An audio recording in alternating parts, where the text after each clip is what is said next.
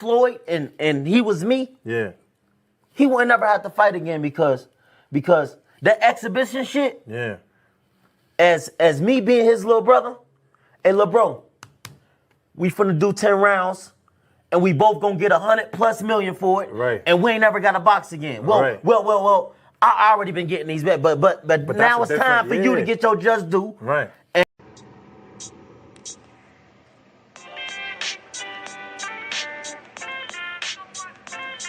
Yo,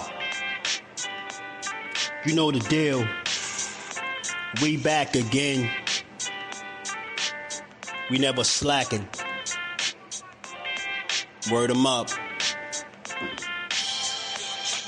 Ladies and guys, whether if you drunk or you high, it's time to pay respects to the illest man alive. If you think you got a point, he'll shrink you down to size. And from there it's downhill like a slinky or a slide. Open your eyes, got a deep connection with the rise, so you might see them jump in whenever they go live. Peep it, this channel blowing up now, it's not a secret. With tons of exclusive interviews to listen to. Them other channels I hate, but yo, they missing clues. They start narratives, sip the goose and twist the truth. It don't take a rocket scientist to get the proof. Just click the live at 4 p.m. Eastern time. But when you chime in, make sure you keep it kind. But if cowards want to debate, then it's feasting time. My man Jusdu shine busy all the time.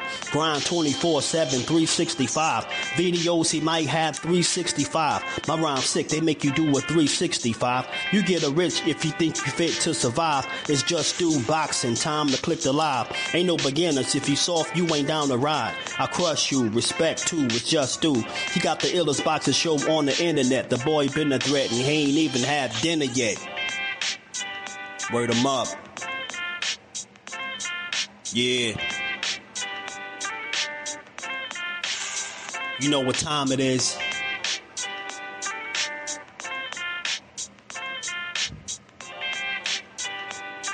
"4 p.m. Eastern. Click the link. In the building. Make sure y'all subscribe to Jusdueboxing, the best boxing talk on YouTube. Jusdueboxing in the building, 4 o'clock shorty, man. Y'all make sure y'all check him out. He's going to be live today at 4 o'clock, man.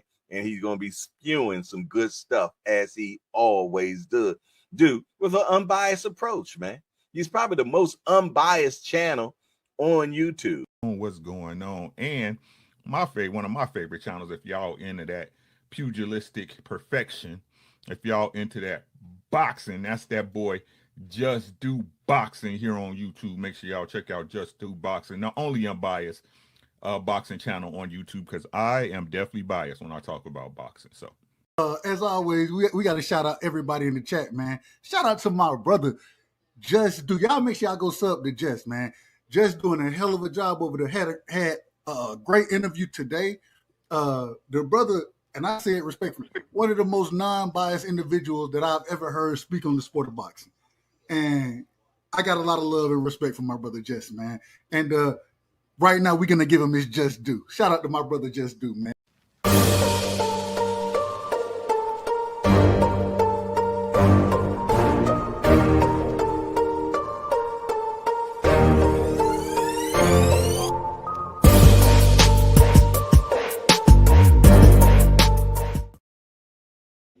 What up? What up? What's good with the family on this good Wednesday, man? Another scorcher outside, man. It was triple digits the other day. It was super hot, and it's hot again. But we gonna cook on this boxing. We always do. Hit the like button, sub to the channel, turn your notifications on, support the grind, and we gonna get to it. Got to talk about it, man. I'm glad this fight finally happening, man. Win, lose, or draw, I want to see it. And the more as the days go, as the weeks pass, man, I want to see it even more with the different conversations that come from it, right? Canelo went from, pretty much dismissing Crawford's resume and anybody he fought to saying he's better than Mayweather. And I get it, try to sell the fight now, but it's a little late for that. And I got to, it's just his opinion at the end of the day, but it just don't make sense because, for you to be better than Mayweather, you would assume that he would have the guys on his resume to kind of back up a claim like that, even if it's just opinion based. But you know, I thought that was a bit of a stretch. I thought it was interesting. You know, you, like I said, you went totally one way as far as what his competition was or his lack thereof. And then now he's more intelligent than Mayweather. He can switch both sides. He said Terrence Bud Crawford, a switch hitter, man. He better than Floyd. He could switch hit. He's more intelligent. That's what he said, man. But we gonna get to it, man. What's good with the fan, man? Ghetto Fab, what it do, homie? Shelton, what's good? You know it. Boys be crying. What it do? Blaze, what's good, homie? Dank in the building, my guy. You already know, bro. Father Isaiah. Devin versus Norm later on this year. Gotta give Dev his just due. He ain't ducking nothing. Like, oh, you know, that's a given over here, bro. We're gonna talk about that, man, because we're gonna talk about it. It looked like it could be a real thing, you know. 2 cents. Shout out to Sheldon Crawford. Man, I'm telling you, I'm still rocking with him for this win. But I just wanted to talk about it because I thought it was interesting that he said he felt he was better than Floyd. And hey, look, it's all opinion based. I love me some Terrence Crawford, man. I love to see Terrence Crawford do his thing. But I just don't believe that he believes that. I just believe that that's something he said. Because let's be honest, bro, if he really felt like he was better than Floyd, he probably wouldn't be getting in the ring with him. Because the last time, I mean, the only time he got in there with Floyd, we all seen what happened. Shout out to the Queen Aisha. How you feeling today? Fine Hands TV. What it do, homie? Said Canelo is building his current opponent. I want to at least give both men props making the fight. Yeah, it's crazy though. He should have stayed more consistent with that because it's funny. This comes after you know, publicly being very critical of his resume, you know, pretty much saying he ain't fought nobody. So that's where I'm at with it. Like, I don't believe that Canelo believes what he said. And that's the reason being, like, you truly believe that he was better than Floyd, I don't think you get in ring with him, right? He has said somewhere that beating Crawford does more for him than Benavidez. Like, he been saying some bogus stuff. He said that. He said beating Crawford, you know, and remember, this is a guy that was saying that, you know, fighting him does nothing for me. And then when they asked him why now, he said, because, you know, the people, they kept insisting that I fight him. Bro, man, people been ready to throw hands with Canelo just to want to see him in there with Benavidez. I'm pretty sure I know at least 1 or 2 people that'd throw hands with you if they knew Benavidez was going to be next. You get me? So he been saying a lot of stuff, and it's just funny to hear it. Like, it's interesting, man. He all over the place. Like, I just don't believe that he believes Crawford is better than Mayweather, and that's no knock on Crawford. I just don't believe that shit. And it's the typical, let me try to build the fighter up after I just shitted on his entire resume. You get what I'm saying? Like that. That's tough. The same guy that you said you wouldn't get credit for beating, somehow now today, that win will be more important than beating Benavidez because of the accolades. You cannot make this stuff up, bro. The same divisions that he conquered and he was undisputed in, you dismissed all of that. You said he didn't fight nobody. So it's like on one end, nobody he fought. Then on the other end, yeah, these accomplishments, man. This is a bigger fight than Benavidez. You get what I'm saying? This will mean more. BS. And the reason I'm calling BS, because, you know, Terrence Crawford is daring to be great. With Benavidez, it wouldn't be the same kind of setup and situation. Shit, it's so crazy. Benavidez looking like so dangerous at the point where if Canelo fought him, it's crazy. Like in Crawford and Canelo, it's Crawford daring to be great. But it's funny how the tables turn when if Canelo were to fight Benavidez. That would be Canelo daring to be great. That's crazy. It wouldn't even be the other way around. And Benavidez, the younger, you know, obviously less proven, less experienced guy. It's crazy how that worked. But, you know, like I said, man, I don't buy it. It's pretty funny that he said these things. Look, I ain't mad, I ain't hating, but I ain't a believe Canelo, you need more people, bro. You need more people. You know, Floyd almost made you cry, bro. I know y'all remember, bro. I know y'all remember, yo, Floyd almost made bro cry, man. He almost made him cry. Ain't no way you want him back in the ring with you, bro. Ain't no way that's who you want back in the ring. You telling me not only Hold on, give me 1 second.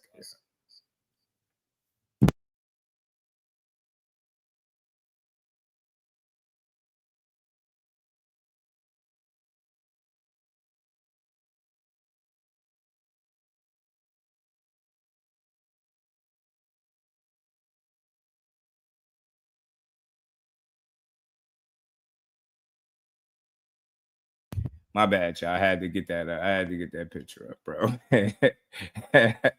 Yo, he ain't trying to revisit this. This was a nightmare for him. Yo, he had nightmares about Floyd. It's no way. There's no way. Ain't no way in hell you trying to get back in there with somebody that can do more than what he did. That was like a flawless victory, bro. Like, you got beat up so convincingly when Floyd was in there, he almost cried. Y'all think I'm playing. Y'all got to go back and watch the end of the fight. You ain't got to watch a single round. Just go watch the end after they announced the winner. When they put the camera on Canelo, go look at his face. Matter of fact, go look at his face right after the bell rung for the last round. Yo, bro knew he lost. And nobody had to tell him. No scorecards needed to be read. Bro knew his ass was cooked. You get what I'm saying? Now you telling me all of these years later, because you got so much more experience, now you ready for a guy that is not only on Floyd Mayweather level, but possibly a better version, a more intelligent version of Floyd Mayweather. Is scary. Do you see how convincingly, yo? Do y'all remember the ass whooping that he put on Canelo? Yeah, this dude was crazy. Yo, it had me thinking, like, man, this dude really is TBE, yo. Like, hands down, you beat a guy this convincingly like that in the pocket, yo. He just took all his momentum, man, put a halt to everything Canelo. Man, Canelo, Floyd beat you so bad, you tried to steal the game from him, bro. I don't think he think we remember. I think somebody let Canelo know we was there. We seen that fight. We remember it. We was there. It was fun. Like, you got cooked. Like, you was talking all this I was born ready shit. And you got in there and it was another level, man. This shit. So you trying to tell me that you willing to get in there with a guy that you think could be better than that? Shit, you shitting me, man. You got to get the hell out of here with that because of the accomplishments. Hell no. You know what I'm saying? You know what he doing, Aisha. We on to him, but hey, but he got the right one, I think. Cornelius was good with it, man. Y'all better win. Shit, man. At this point, it don't even matter. Shit, it's just boxing. It won't be the first time I wanted somebody to win. They did. Shout out to LeVar. What's good, homie? The loss to Floyd hurt Canelo because he got beat, swell, zip. He got cooked, super cooked. Killer B was good with it. Crawford is not better than Floyd. Yeah, the Butcher was good, homie. It's just a tough sell, man. It's a tough sell. CJ Roach tried to ride for you. That draw score was diabolical, wasn't it? Legacy remains. What it do, man? So yeah, man. Like I said, I just think this is funny though to hear it, man. He really reaching, he really grasping for straws. He was really trying to sell it with this one, bro. And this is no knock on Crawford, man. It's just not too many people that you could wake up and be like, oh, nah, he's better than Floyd. He's more intelligent. Yeah, he's the more intelligent fighter. Yeah, and again, how would you know this without sharing a ring with him? A lot of times when they ask fighters who's the better fighter out of one of the two, they say, I don't know because I ain't got in there with him yet, right? It's just like when they try to gauge punching power or who's the harder puncher. I don't know because I ain't been in there with him yet, right?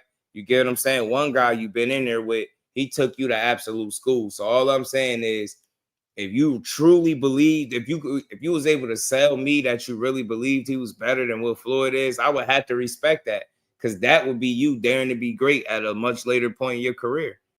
Because Floyd was able to nullify the size advantage that you had. He was able to make that, a non-factor. You get what I'm saying? So if Crawford can have similar success and execute in a similar manner, bro, you getting cooked all over again. Like, you getting beat now to Crawford, especially being that he came up to your world, would hurt more than when Floyd beat you and you was undefeated. Because at least you got to hang your hat on. Yeah, you had a lot of fights, but you still was green. You ain't fought on that stage. Fighting Floyd is just a different level. So you got that to kind of hang your hat on, at least with You know, Crawford, there's no excuse you can make. So you better try and sell that this dude is good just in case he cooked you. You better tell people you thought he was just great as Floyd. I'm telling you, you lose to him, you're not going to have no excuse. You're not going to be able to say nothing. Like, you got way more fights, more experience. You've been fighting longer, younger. You've been the guy. You the pay-per-view guy. You the bigger guy naturally, right? You get what I'm saying? You more acclimated to the weight. You the undisputed champion there. This is your home. 68 is your home. You made it your home. If that man climb up, and we knew he started his career at 135 pounds and he cooked you at 68, bro, that shit is going to burn. Like, man, that shit going to burn different. That shit going to burn to the core. That shit going to hit different than the Floyd loss. Even when he was undefeated, I'm telling you. Yeah, they go, because I'm going to remember all that shit he said. Crawford ain't fought nobody. He too small. You won't get no credit. Nah. And you get on your helmet, man. I was going to best Crawford. He might. You know what I mean? He might. You already know. Shout out to Zoom verse, my dog, man. Nick Ballin, what it do, homie? He say judges side chicks on grip strength. Use a fool. Boxing with 2-4 was good. He say Floyd beat the whole Golden Boy roster. Didn't he, LeVar? He beat a strain out of Canelo head. Look at him punching sweat off the cinnamon, bro. Floyd was cooking with grease. But y'all look, he did a couple different interviews and like he talked about this a number of different times. So shout out to Shelton. Like, you was on top of it with your first comment. This is typical promotion, and it is, but I'm gonna have some fun with it. You know, it's a good conversation, and it's not to knock Crawford, man, but we can't just be running around here saying people better than Floyd. But like I said, on the flip side of that, if he really did believe that, that's high praise for a guy like Terence Crawford. That could just mean that despite him dismissing his resume, he still know, regardless of who he did or didn't fight, Terence Crawford is one of them ones. So whether he really truly believes whether or not he's better than Floyd doesn't even really matter. He know he in for a challenge, and he said it. Said he gonna need all his experience. He gonna need it. So like I said, on one end, you could dismiss the resume, but on the flip side, you saying you're going to need all the experience you gain to beat this dude. So that got to be a pretty damn good fighter if you're going to need all the experience you gained through the years to beat him. I'm telling you, man, I don't think Terence Crawford going easy is all I'm going to say. I mean, I think he got his work cut out. Send him in. Maybe he know that. But let me roll this clip real quick. I think Crawford is better than Mayweather roll because it. he turned his guard with both sides. He's more intelligent. I think he's better than Floyd Mayweather. That's what I think. Well. But what you learned in the Mayweather fight, you can take into Crawford fight. What you learned in Mayweather fight, you can take into this fight. Oh, I learned in every single fight, not just in the Mayweather fight, but I learned everything and for every fight, and I'm gonna put all my experience there because I'm gonna need it. And you're not weight trained at 152 this time. You're 168. You're bigger and stronger now. It's a different position. It's a different position. We ain't trying to hear all that. He say he can switch both sides, his stance, both sides. So basically, he's saying Bud Crawford is a switch hitter, and he feel like he a little more intelligent. He a little better. That's what I think. That's what he think. You know what I mean? No harm, no foul. But like I said, man, I could just call BS on it because at this point in his career, he's not about taking those kind of challenges. He's made that clear. I mean, if it was about him still trying to prove how great he is, then you go to the throne or you go knock off a young, hungry lion like a Benavidez. You don't play musical chairs around this dude until he move out of the division and then claim to be king again. See, you could kind of breathe easy and you know what I'm saying? You got some breathing room with guys like Morrell and Benavidez going up to 75. Now you can sit there and claim the throne again because as long as those two beasts was down there, especially more so Benavidez, that the pressure was going to constantly be put on you to fight him. So it's crazy to see how things played out now with him not being there, or neither one of those guys in Morrell or Benavidez being there, and they fought each other. They just think about that, y'all. We got that fight, and we never gonna get, You know what I mean? Think it was one of the fights we thought we never was gonna get. We end up getting it sooner than when people anticipated. And it comes to find out that Benavidez and Canelo is a fight you'll never get. But like I said, since they moved up, now he's kind of, you know what I mean, reclaiming 168 again, it seemed like. And he don't have that immediate pressure with somebody breathing down his neck. Like, what I'm saying is, once they left, who is it that number one guy for sure that you want to see challenge him? That guy is not there no more. So it's like that pressure not there. Now he's able to do things like this, revisit a Crawford fight in which he claimed that if he fought him, he wouldn't have got credit for it anyway. Now he's turning around and fighting. Now you feel like you will get credit for it. That's why I say, man, real recognize real. And he can say what he want about the size and his experience. He know damn well Terence Crawford is a fighter that's going to give him everything he looking for to a degree. I truly think he's banking on fighting at a heavier weight class for longer, being more acclimated there and having more experience on him getting a nod. You get what I'm saying? And it's really hard to beat him on the cards. I'm pretty sure he know that. Old Money Swag, what it do, homie? How you feeling, bro? He did a couple different interviews and talked about this, man. So he doubled down, and in some instances, I think I've seen about 3 different clips. Fight Hub, he did a number of The Sun. You know what I'm saying? He did a non-boxing platform and went on, and he was talking about this. So I think that's a point that he's been trying to get across now to the people, is he feels like, you know, not only is Crawford a real opponent, but he think he more, you know what I mean? He's a better fighter than Floyd. So you know what I'm saying? And I think that's an effort to make people respect the fight. You get what I'm saying? If that's how he thinks, you get what I'm saying? You can fool some people, but like I said, if he really believed that, I just don't think he'll be fighting him. I really don't. I don't think he'll be getting in there with him. Let me play the other clip from him too. He went on here, I think Fight Hub, Fight Hype. Imagine Pretty Before would have done it. Canelo, I'm telling you, more offense, bro. It would have been rough. You know what I mean? Canelo is damn sturdy, you know what I mean, as far as his chin, but he would have got pieced up. He'd have got embarrassed, like, because Pretty Boy was just offensive minded, man. He was letting them hands go. But it's crazy that even with him being Money Mayweather, he put a damper on that kid, man. He really, really hurt his confidence with that loss. I remember, man. He that's why I say ain't no way you. And it's crazy to a degree. Bud Crawford is not. Nobody is Floyd Mayweather, but he's athletic enough to give him flashes of some of the things that Floyd, you know, provided in that fight. I'm telling you, you might give him a little PTSD. I'm telling you, because Floyd was ping-ponging, speed bagging. You get what I'm saying? He was drumming on Canelo, man. He was piecing him up. Shout out to Stressed Out Boxing. He was kicking his ass, bro. You know what I'm saying?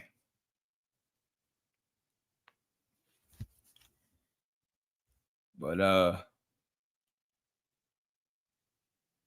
Floyd would have truly embarrassed him. I mean, he embarrassed him already. I just think from an offensive standpoint, could have got worse for him. He speed bagged him. You know what I mean? He just did whatever he wanted. He totally embarrassed him. Took him to school.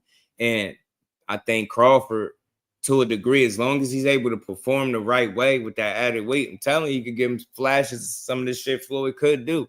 He got them long ass arms too. He's a really good counter puncher, smart ass fighter. Just not somebody to overlook nor count out and just think because you got some size over him, that's going to be the end all be all.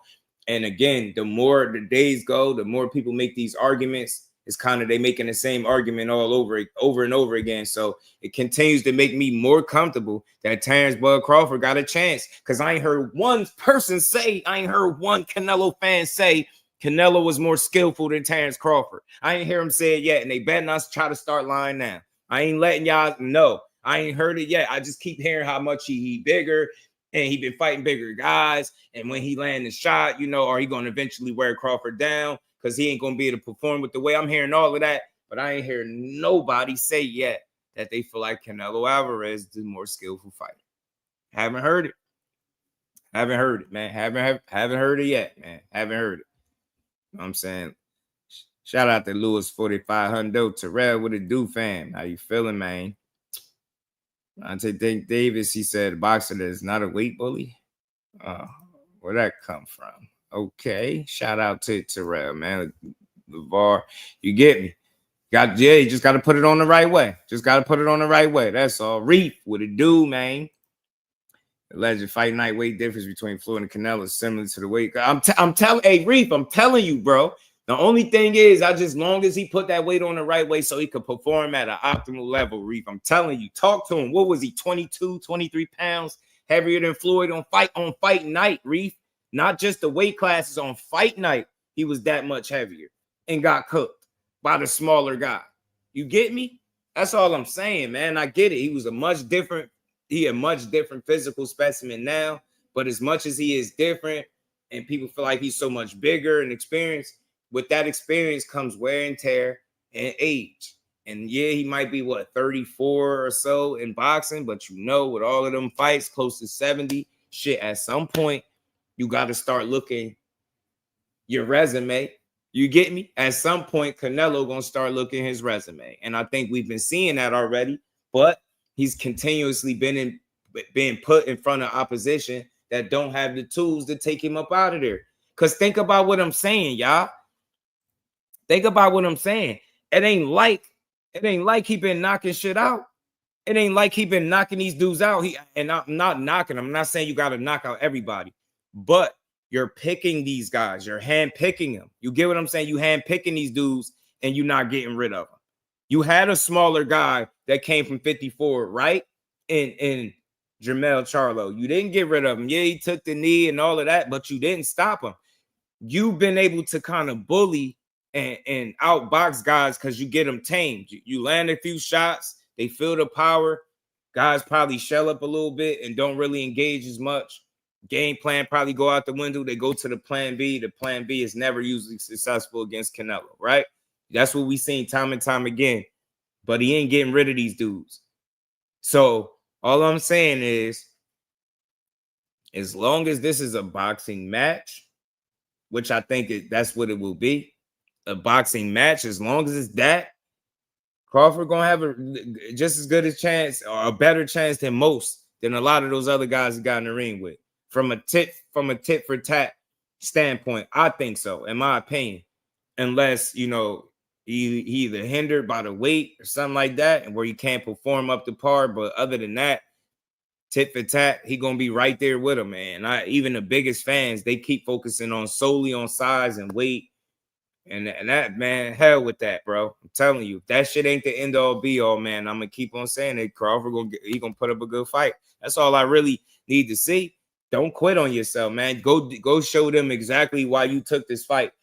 Because the reason I keep talking about this, because I'm tired of people they having these drawn out ass paragraphs and Bud Crawford he's just showing up for the check and he just want to get paid. They all want to get paid, bro. They all want to get paid. You get what I'm saying? They all want to get paid. Why wouldn't he want to get paid? But again, unless you can point to a fight where he ain't come to win, getting paid comes with it. That's what comes with winning. So what is he coming to do? Secure that bag, man. He ain't trying to give up everything he worked for to Canelo Alvarez because he just so happened to move up to 68. You get what I'm saying? At some point in his career. And I said this before, that dude Buzz started at 35. We know this. But Canelo started at like 140. That's not that far off, man. It's not that far off. I get it. He's been up there, but you can argue that he could be a blown up 68 pounder. You could argue. Think about the division. It's 68 and how it's light. It's light at the top. That's why he was able to get in there, swoop in there, and do what he did. As long as he dodged the Mexican monster, he could do what he's doing. He could afford because he is skillful enough. He is experienced enough to kind of fight a weight class higher than. You get what I'm saying? You can't make me think that he truly outgrew 160. He's arguably a blown up 68 pounder. He's not that tall. I don't give a damn what you say, bro. And if it was all about outgrowing a weight class and you being a true 68 pounder, then you would have fought David Benavidez instead of playing musical chairs around this guy. And this is how we get to opportunities like this. Because I'm willing to bet everything. Had Benavidez got to him first, we wouldn't even be getting this fight right now. It's a reason why Terence Crawford would go after Canelo Alvarez and not a Benavidez or a Bivol or somebody like that. It's a reason why. You get what I'm, cause he know, man. Crawford know, man. He ain't fooled by that added weight shit. You better have bricks in your gloves when you punch him, because if he can take them punches, you're gonna be in for a great fight, bro. That's what I know. Gonna be in for a great fight. Shout out to the homie D1. He said, salutations, bro. Appreciate the support as always, my guy. In the Cash App. Shout out to D1. And we ain't never got a box again. Well, Right. well. I already been getting these, but now it's time for you to get your just due. Let's keep rocking, man. It's like I said, y'all, it's a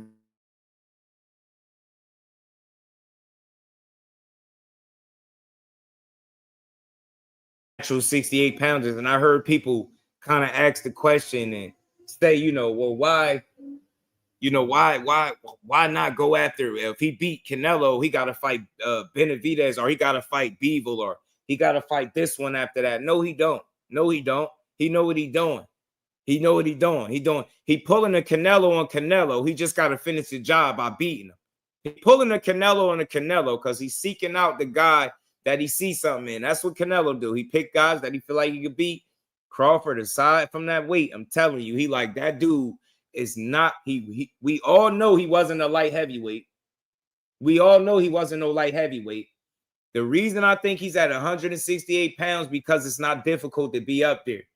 And again, if it was all about proving to be a certified 68 pounder, then you take on all comers. You don't find reasons not to fight one of the most dangerous guys there. That's all I'm saying. So, boxers are smart. They opportunists.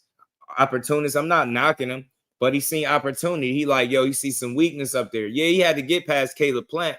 You get what I'm saying? He did, you know what I mean? But that was the last knockout. And since then, he been selecting, picking and choosing. And I think Bud Crawford looks at him probably as a guy that's not truly a true 68 pounder. You know what I'm saying? That he could be a 60 if he really wanted to. Who knows? So like I said, it's not, somebody being a bigger guy don't have to be a death sentence. You still have to be prepared. And it's all about preparation and being able to perform on that night, man. But, like I said, it's interesting to hear him try to spin to us that he feel like, Bud Crawford is the smarter guy. You know what I mean? More intelligent. Let me find out. He been doing his homework, but I know he had. Canelo know Bud could switch hit. You know what I mean? I wonder, will he end up switching in this fight? You know what I mean? Be interesting to see. BJ33 was good with it, man. And I love just talking about this matchup because, again, a lot of people expect, not everybody, but a lot of people expect Bud to just get mowed over. Man, I just ain't counting him out. That's all. You know what I mean? Let's see a unexpected fight. You never know what could happen, It's quite astounded by how frequently Skull was able to count. Hey, talk to me, Ann McQueen, the professor. I know you do the homework. I ain't saying he about to transform into William Skull because he ain't even got to. We know that. But that's all I'm saying, bro.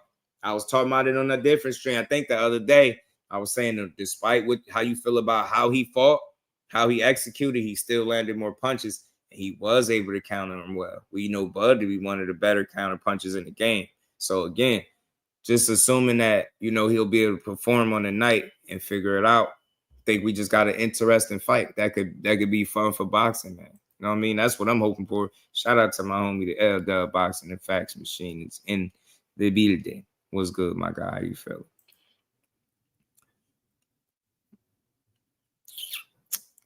Support him. Bo Wednesday dropped the belts, making 168 competitive all around again, quicker than what Canelo still hasn't done. Yeah, it's a win for boxing, not just for Crawford. That's a good point because I think that's something he would do. I don't think he would gatekeep the belts and hold on to him like what Canelo doing. And look, I try to acknowledge that Canelo's put in a shit ton of work, and that's one of the main driving forces as to why he feels entitled to pick his fights and move how he want to move. And could you fully blame him? Because if you can have it your way, aren't you going to have it your way? And unfortunately for boxing, that's his way. He just want to do it how he want to do it. He want to take the challenges he want to take when he want to take them.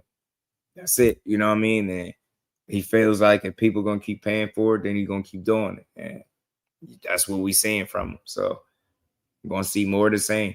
Defense type nice, though. Yeah, he got sharp defense. He a good upper body movement, head movement, and things like that. He do. But he can be outboxed. That's all I'm saying. And a big a big part of me feel like he better be hoping he could KO Crawford. You know what I'm saying? You better be hoping because he can box with you. I refuse to think otherwise. You know what I mean? I could be wrong on that. Maybe Canelo's the sharper boxer at this point in their careers with Bud Crawford approaching 38 or whatever the case, but I don't know. Maybe you're going to have to prove it to me. Show me that. You know what I mean? I could be proven wrong. You know what I mean? But it's gonna be hard for me not to see Bud be able to box with him. Like skill for skill. Like I don't feel like he some level that Bud is not at. Nah, hell no. And I'm telling you, I said this before. I don't know if this means anything in the fight, but I asked a lot of people if they were the same exact size and there wasn't no weight restrictions or no weight advantages and it was just in the same weight class, who would you have winning? And a lot of people say Bud, and I'm just like, well, you know what I mean? There's always there's an opportunity for that. Samuel, what it do, homie? How you feeling? What's good with it? Shout out to Najee. What's good? Cigar talk in the building. Think his defense is nice like that anymore. Past his defense was based on reflexes and head movement. Nowadays, use that high guard. Not as much upper body movement in the past. I could agree with that. That makes sense, bro. You're right. It has slowed down a tick. He still got some, right? He can do it a bit, but he is doing a lot of the high guard. I feel like the right kind of fighter, right kind of athleticism and really good counter punching. Bud Crawford could manipulate and have success against that high guard. You get what I'm saying? We all know he like to load up on those hooks and uppercuts, and he do use a jab, but it's limited. So there's avenues for success. I don't see this being a one-way kind of, you know what I mean? I don't see that. You know what I mean? I don't think so. I could be wrong as hell, man. Maybe he going there and it's just like the weight is too much and all of that. But man, I got faith in him. I got faith in him, bro. Rob, what it do, homie? How you feeling? I heard him, Bud, by round 8. Think that's where it's going to get interesting. I'm telling you, you take that power, that's where it gets fun. Because you can't just hurt him, clip him, and hurt him. If you can't just catch him and hurt him, gets interesting. And I listen, I just think he's very good at preparing, especially for fights that are big. The biggest fight that he was in, I think he was super overly prepared, you know what I mean, in a good way. So despite the condition of the fighter, I just think he was overly prepared. You've seen it with the execution. I feel like Canelo poses same type of threats, and the fight is even a higher magnitude, right, because of the risk that he's taking. So preparation will be everything for him, man. I feel like mentally one of the strongest fighters in the game too, and he is very confident. You know what I'm saying? It's hard to knock him off his game. That's what people don't speak about enough, man. It's mental, man. He's I'm gonna get you. I'm gonna find a way to beat you. I'm that competitive. I'm gonna figure something out. You're not gonna just come in here and have your way. We've seen it in so many different levels with different fights, right? You've seen guys have success. You've seen them make adjustments and shut this shit down and win fights and stop guys. We've seen this shit before. You get what I'm saying? You've seen them figure it out. So I'm saying, don't let them figure it out. Don't let them figure it out, Canelo. You're gonna be in trouble, bro.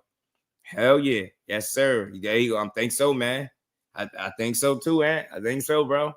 And look, I just want to see it, man. I'm just trying to breathe life into what I think could be a good fight. That's all. I'm not sold and stuck on the win or the loss. I'm just glad that somebody is fighting. I'm glad for once that you fighting somebody that is no doubt one of the best fighters in the world. It's been a long time coming since you did that. I mean, you fought Beaver. We give you that, but we all know you ain't had no business at 75 playing with him. You had no business up there playing with Beaver, right? But so I give you that. But you banking on being bigger. You probably banking on having more experience, but you're not going to bank on the things that you can't measure on paper, like his competitive nature, his will to win. You get what I'm saying? Bo Mag is in his corner. Them dudes are smart together, man. They be figuring that shit out, yo. They really do, man. They really be putting them game plans together and figuring it out. And listen, this would be the toughest test to date, most likely for him, but this is what you in it for, bro. Right? This is what you in it for. You win it to, you know what I'm saying? Challenge yourself. And that's something else that I'm big on. I've never seen Bud Crawford get really to a point in his career because y'all point to a point in his career where he looked like he coasted. Like you might not think he took the most dangerous fighters or whatever the case. You might feel like some of the guys fell through the cracks and got past without him fighting them. But I don't think he ever just like went on no pre-retirement tour and just been having it all his way where he's been able to kind of essentially take his foot off the gas and breathe easy and take it easy on what he's doing. I just don't see that. I don't see that being the case. Get what I'm saying? So, like what I'm saying is he always tried to be great. This is something he always wanted to do. So, he get an opportunity to prove it. And I think that in and of itself makes the fight competitive. There's an opportunity for him to beat somebody that is deemed dangerous, to somebody that's deemed better than him, right? This is something that people say he probably shouldn't be doing this late in his career, right? There's a lot of other things he could have done, but why mess with Canelo at 68 for your first fight? Well, there he is. He doing it. He doing it. And I rock with it, man. He doing it. I mean, no fear. I mean, shout out to Rob. Big Dog Willie. Tanking me ass. Where's Nightmare? Jake Paul versus Tank. Shout out to you, homie. What's good with it, Big Dog? And we ain't never got a box What's again. good, Well, homie? well, I already been getting these bets, but now it's time for you to get your just do. Give me 2 seconds, y'all.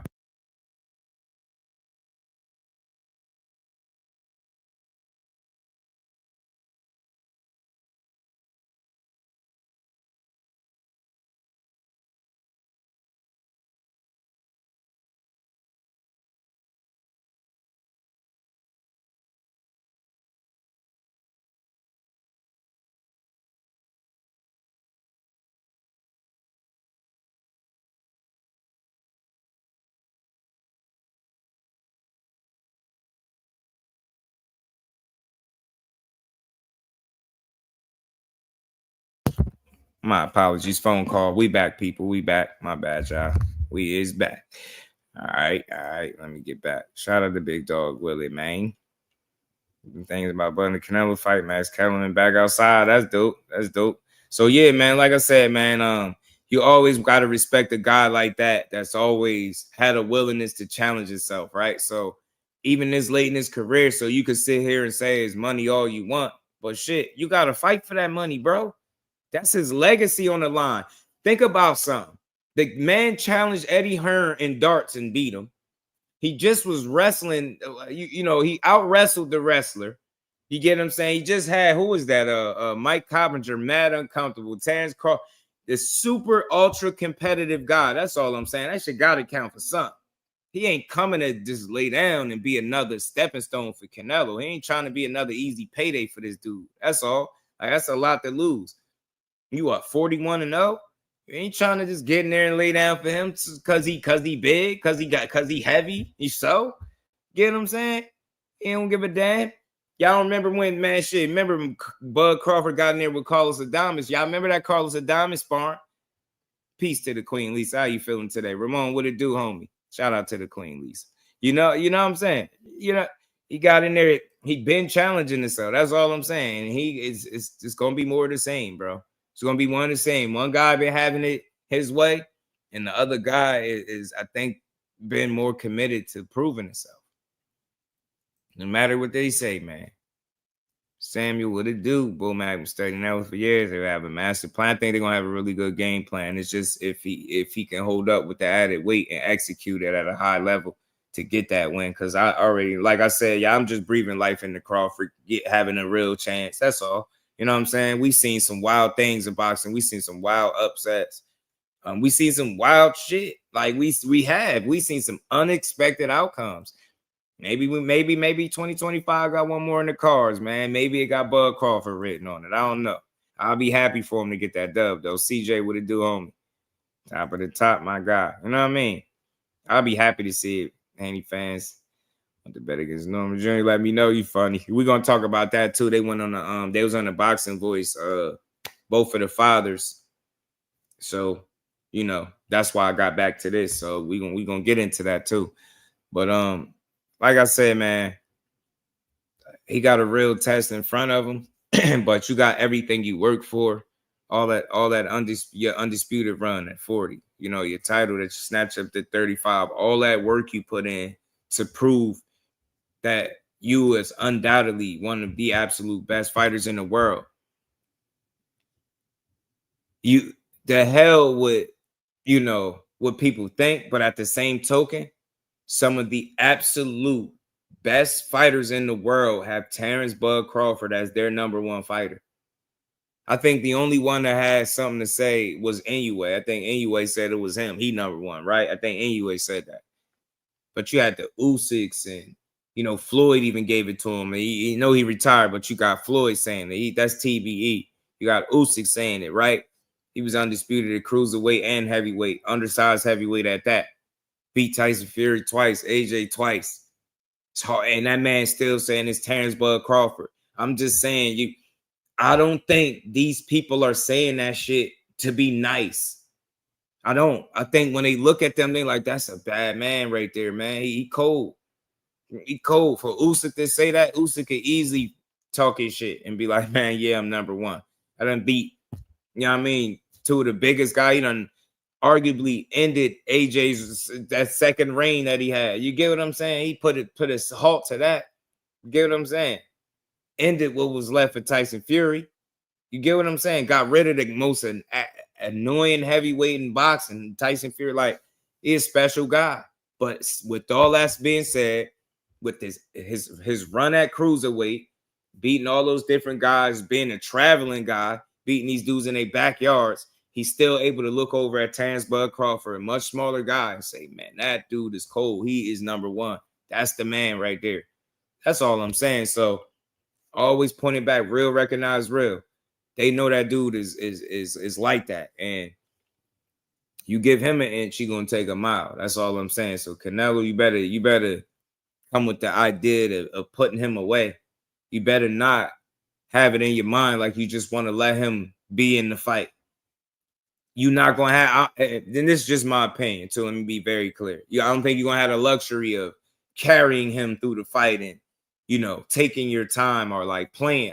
You can't play with your food because he ain't nobody food. That's how I look at it. You're gonna be him. Just do your job, bro. Go in there and kick his ass and show him, look, you cool at every other weight class outside of 68.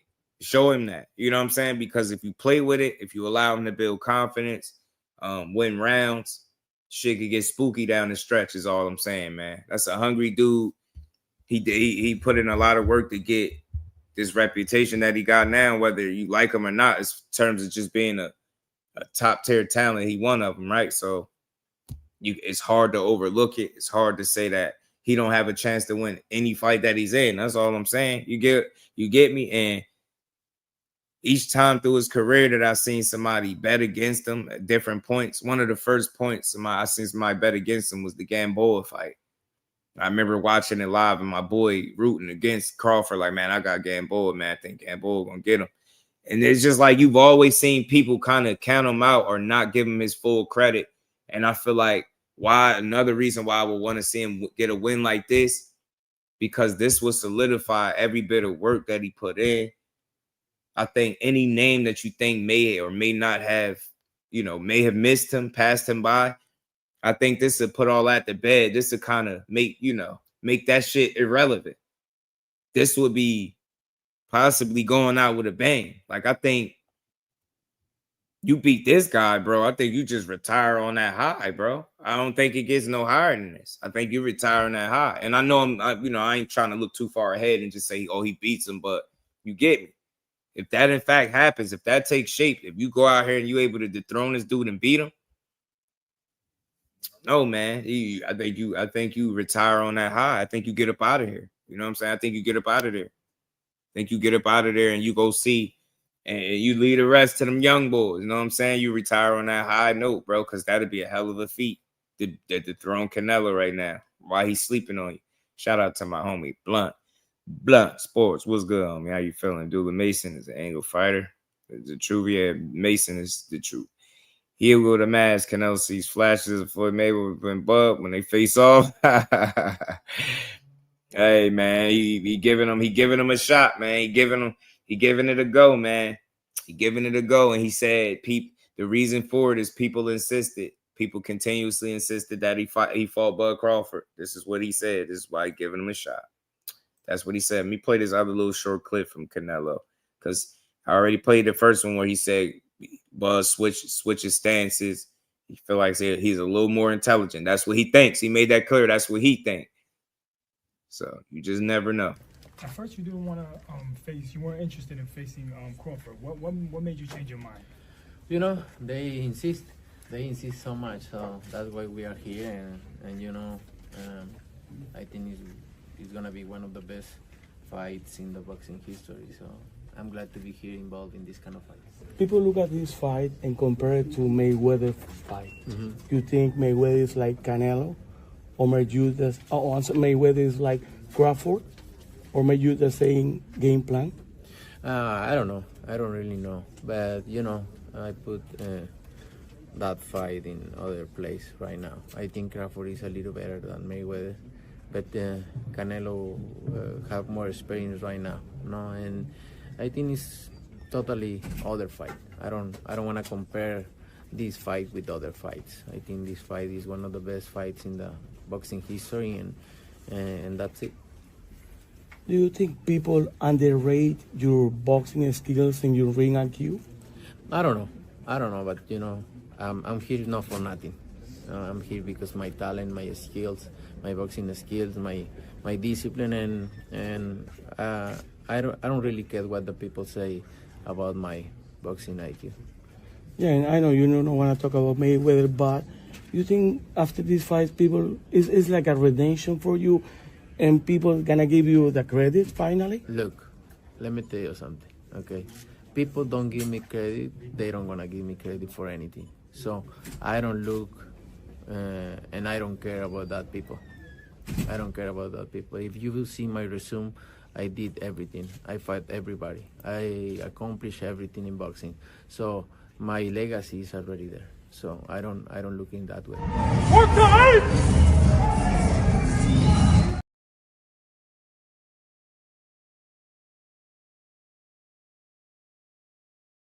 Because he asked him, like, would this be kind of like a redemption? Crush the Legend was good with it, bro. And low key, look, you think Bud Crawford don't know? This is I told y'all, bro. Didn't I tell y'all? This is the closest he gonna get to Mayweather. This is the closest he can get to fighting Mayweather. I'm not saying Bud Crawford is Mayweather, but you understand what I'm saying? Think about the comparisons that people are making. Think about how he tried to say, oh, he's better. You want to say that because this in your mind, you probably like, this is the closest I could get to beating somebody like that. If I can beat him, I can say I beat one of the best fighters in the world, little or not. You know what I'm saying? And I think he might have Bud effed up. Man. You know what I mean? Is this a bit of redemption?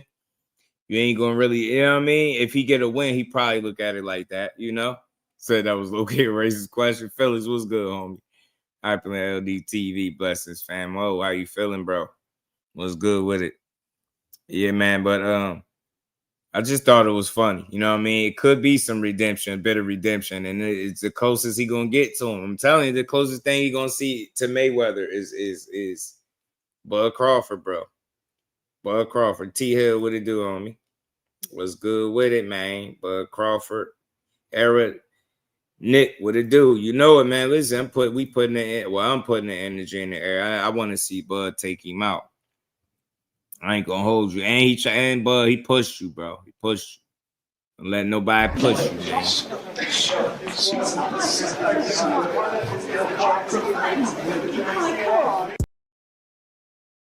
Mike Coppinger was uncomfortable as hell. His light flashed before his eyes for a few seconds when Bud grabbed him. He seen life as he know it flashing before his eyes, yo. I'm feeling great. That's why I like that. Oh, things was good, homie. How you feeling? He seen life flashing before his eyes. He was like, man, he can't do it to me. Buzz about to dump him on his head. And Mike Coppinger, look, check him out again. He was uncomfortable, bro. It was about to happen.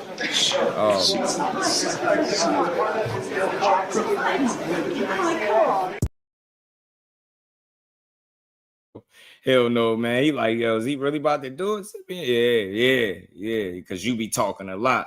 You be doing all that talking. See how you talking somebody hem you up. You know what I'm saying? It's easy to talk at the sideline, but grab him, make him uncomfortable.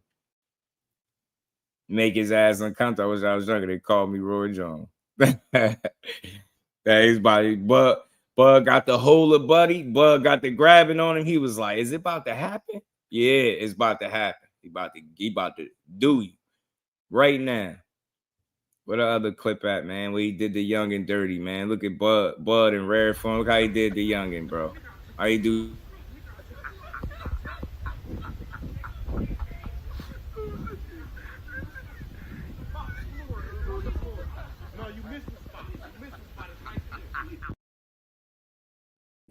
Nah, getting dragged by your braids is crazy. I don't care if it is Bud Crawford. You better do something. Getting pulled by your braids across the floor is outrageous, bro. Who uploaded the video? And bro, why you should have been covering your face if you were going to just let him do you like that, bro. Bro just took it. The Bud got to be stopped, bro. I know he dragged that man by them braids like that.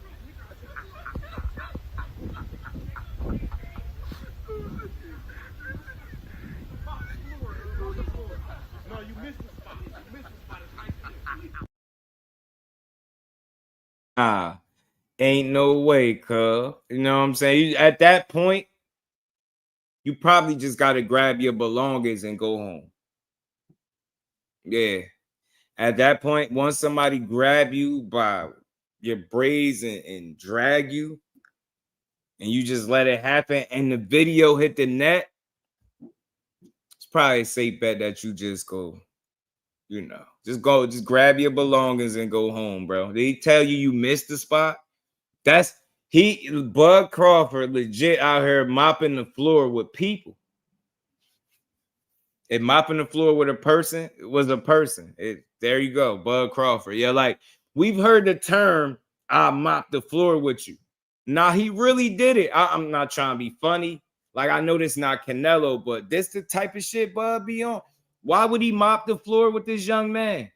Young man, whoever you are, I hope that you grabbed your belongings, and I hope you exited stage left quietly, bro. Because after that, you can't sit there and play the game with him. You can't play like no checkers, no board games, no card. You can't play spades.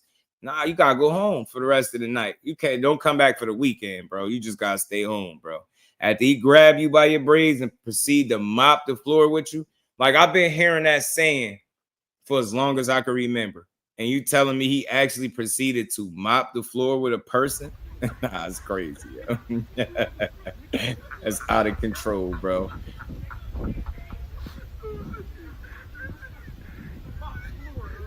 This is out of control. This is outrageous, bro. He said, "Oh boy, said you missed the spot." Oh man. Oh my goodness, bro. Man. That's what you in for, Nello. That's what you in for. That's what he on, bro. That's what he on. That's what he on, bro. You get what I'm saying? Don't he missed the spot is crazy. Yeah, man. So mopping the floor with a person is wild. That's what he be on. So ain't nobody, he ain't laying down for him, man. He ain't laying down for no damn Canelo. And he had uploaded the clip of him like working out in the gym. Thought I had it where he was like, people were saying he looked slow. Oh, nah, y'all exaggerate.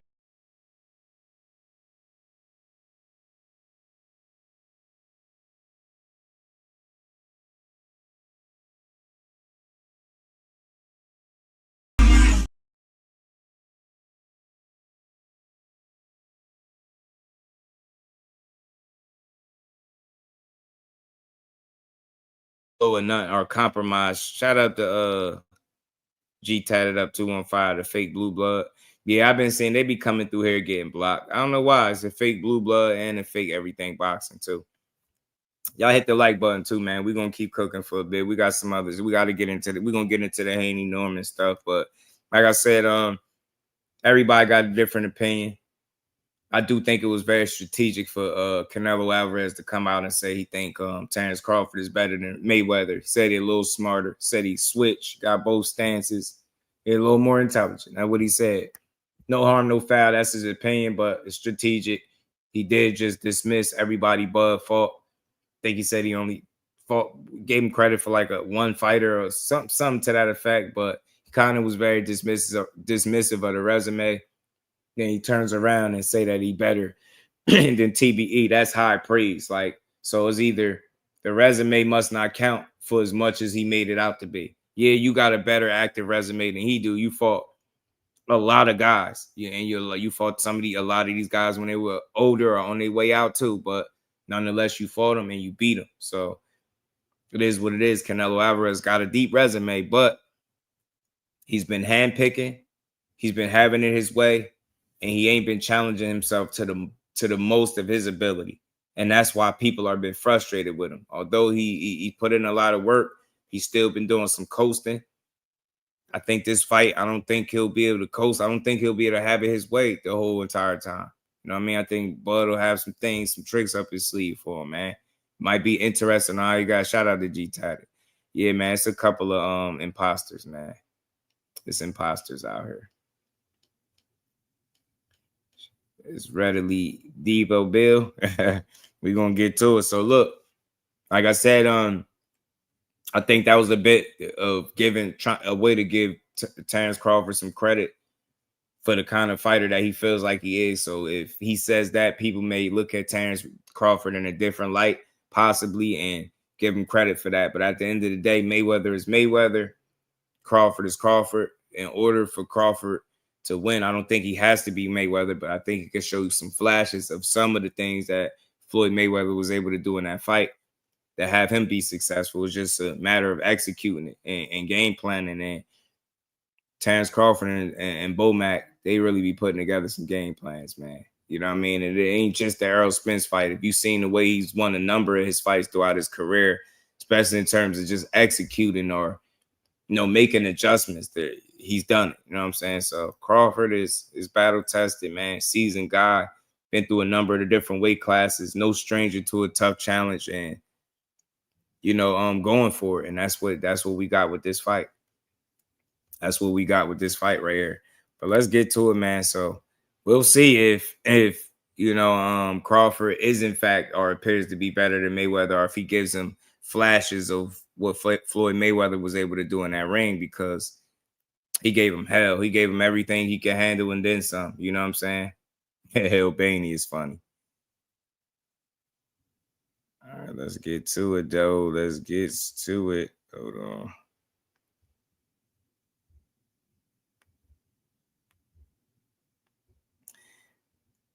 Gotta get to the Pappies. The Pappies on there. Y'all hit the like button. Y'all hit the like button for your boy. We gonna get to this.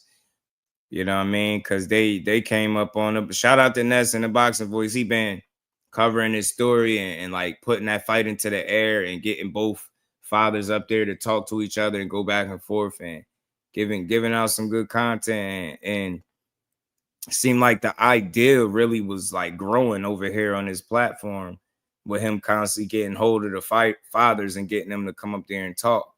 And now it seems like Devin Haney and Brian Norman Jr. could be more of a thing. Oster 40, what it do, homie? What's good with it, man? How you feeling? Hold on, y'all. We about to get to this. For what you insinuating that, nobody ain't signed, but I know Bill told me he signed. I know Bill said it's November Baney, now. Look, everybody texting me November. Shout out to you, bro. I appreciate it's going down. Listen, hit the like button. Y'all we happy, Coach. Appreciate you. Let me get to these streets so they can talk about it. Okay, you guys on? Okay. All right. You guys on? All right. Oh no. I was gonna say, you said about the offers and busy man. He's a busy man. There go Bill. Yes. Kempton, what it do? Breaking news on the Boxing Voice right now. What's up? Boxing Voice. Bill Haney with breaking news. Devin Haney has signed the agreement to fight Brian Norman not once, but twice. Okay, but where is... You hear him? He's saying they signed the agreement to fight Brian Norman not once, but twice. Over here, we just report the news right from the horse's mouth. Again, shout out to the Boxing Voice in Ness, because he had both Brian Norman Sr. and Bill Haney on. 40 mil Bill is what they call him. You know what I'm saying? He had them on, and this is what he said. What's up? Boxing Voice. Bill Haney with breaking news. Devin Haney has signed the agreement to fight Brian Norman not once, but twice. Okay, but where is it then? He just signed it. Where is it then? Because it'll tell you where it's at. Not We once, signed but it twice. no. The place to be determined. I think it says Riyadh. Okay. Riyadh on there. I think it might say yes. I think it's Riyadh. Okay. Riyadh Okay, so too. now we cooking with grease. Now we cooking with grease. Wait. Devin, should we sign it 3 times? We signed it twice. He just signed it. He just signed it. He just signed it.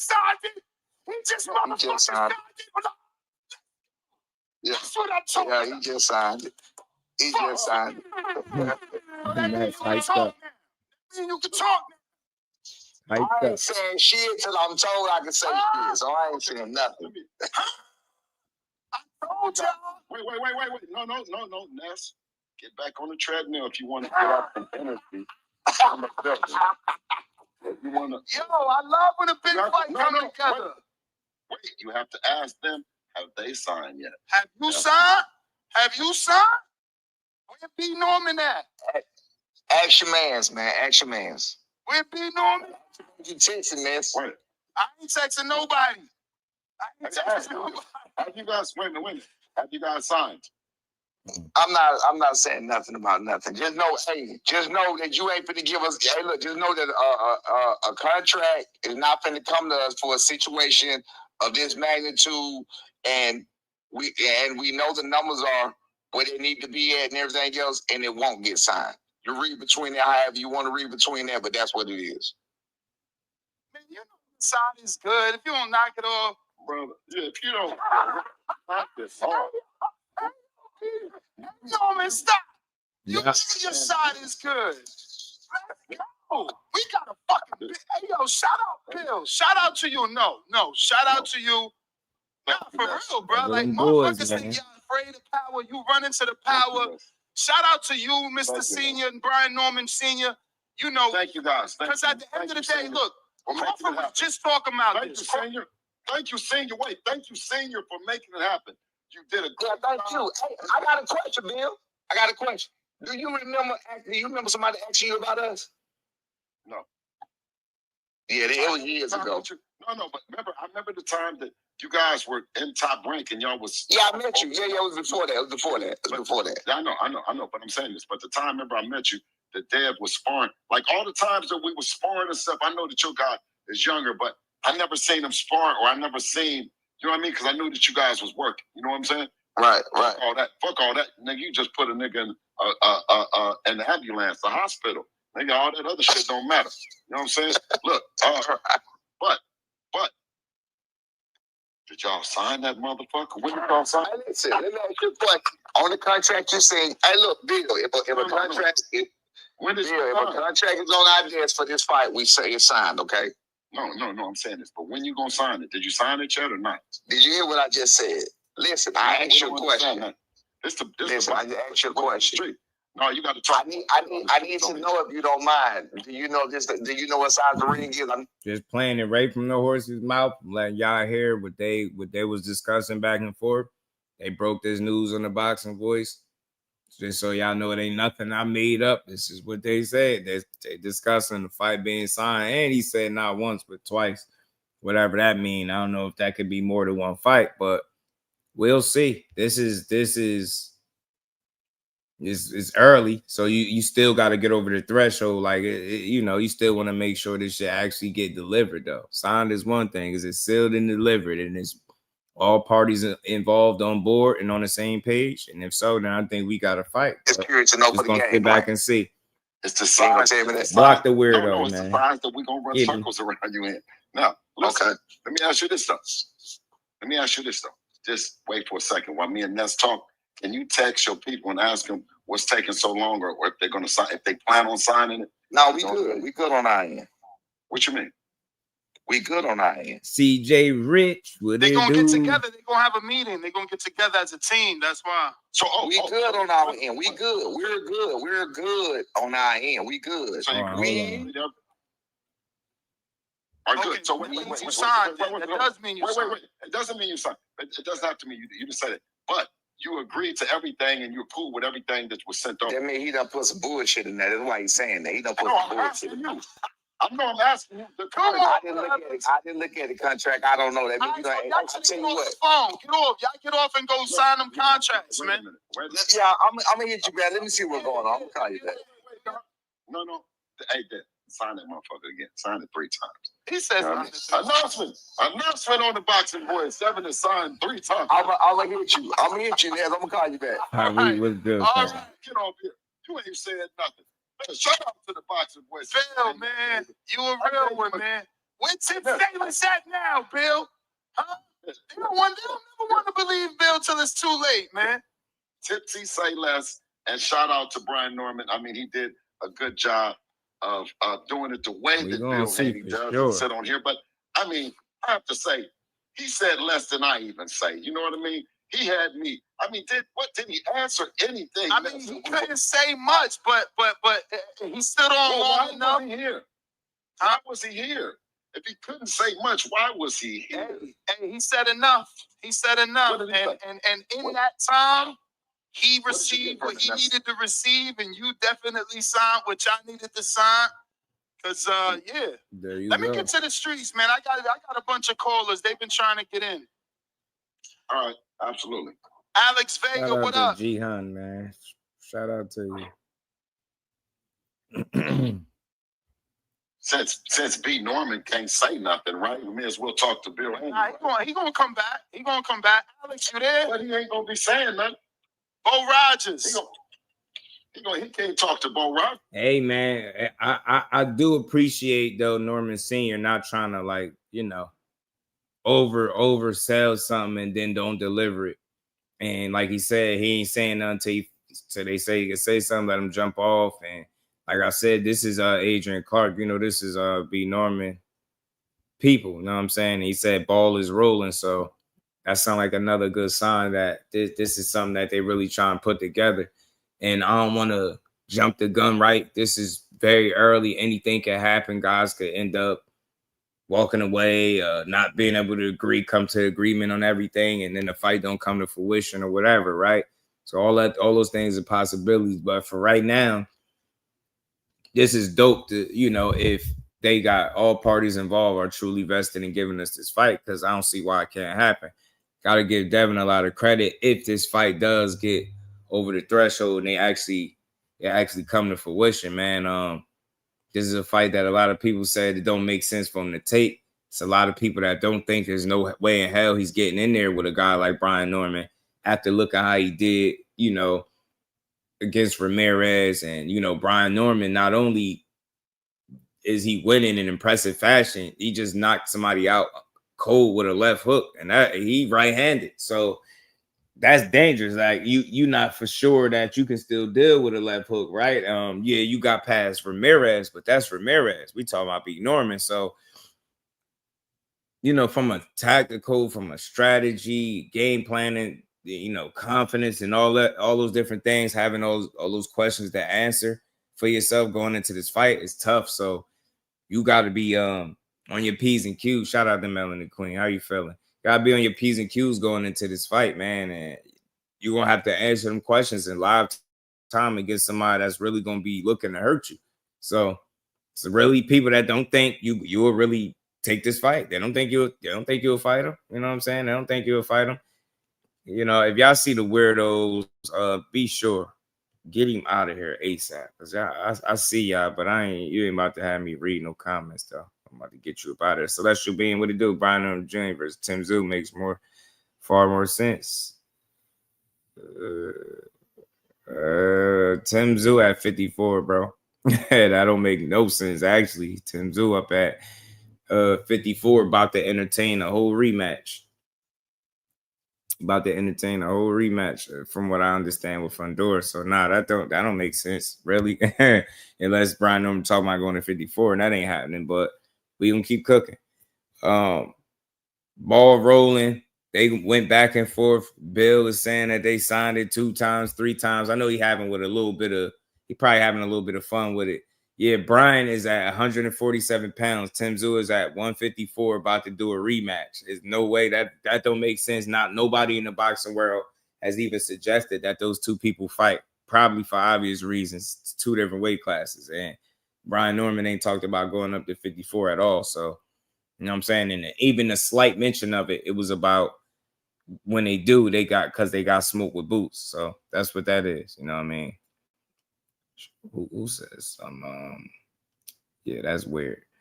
Weird stuff. But yeah, it's boxing. Old man back into the spot again. What's that? Boxing Talk got an old man. Shout out to O-E-Nam. I don't want to say O-Il-Nam. I want to track in 327. Haney does fight Norman. You think gonna win?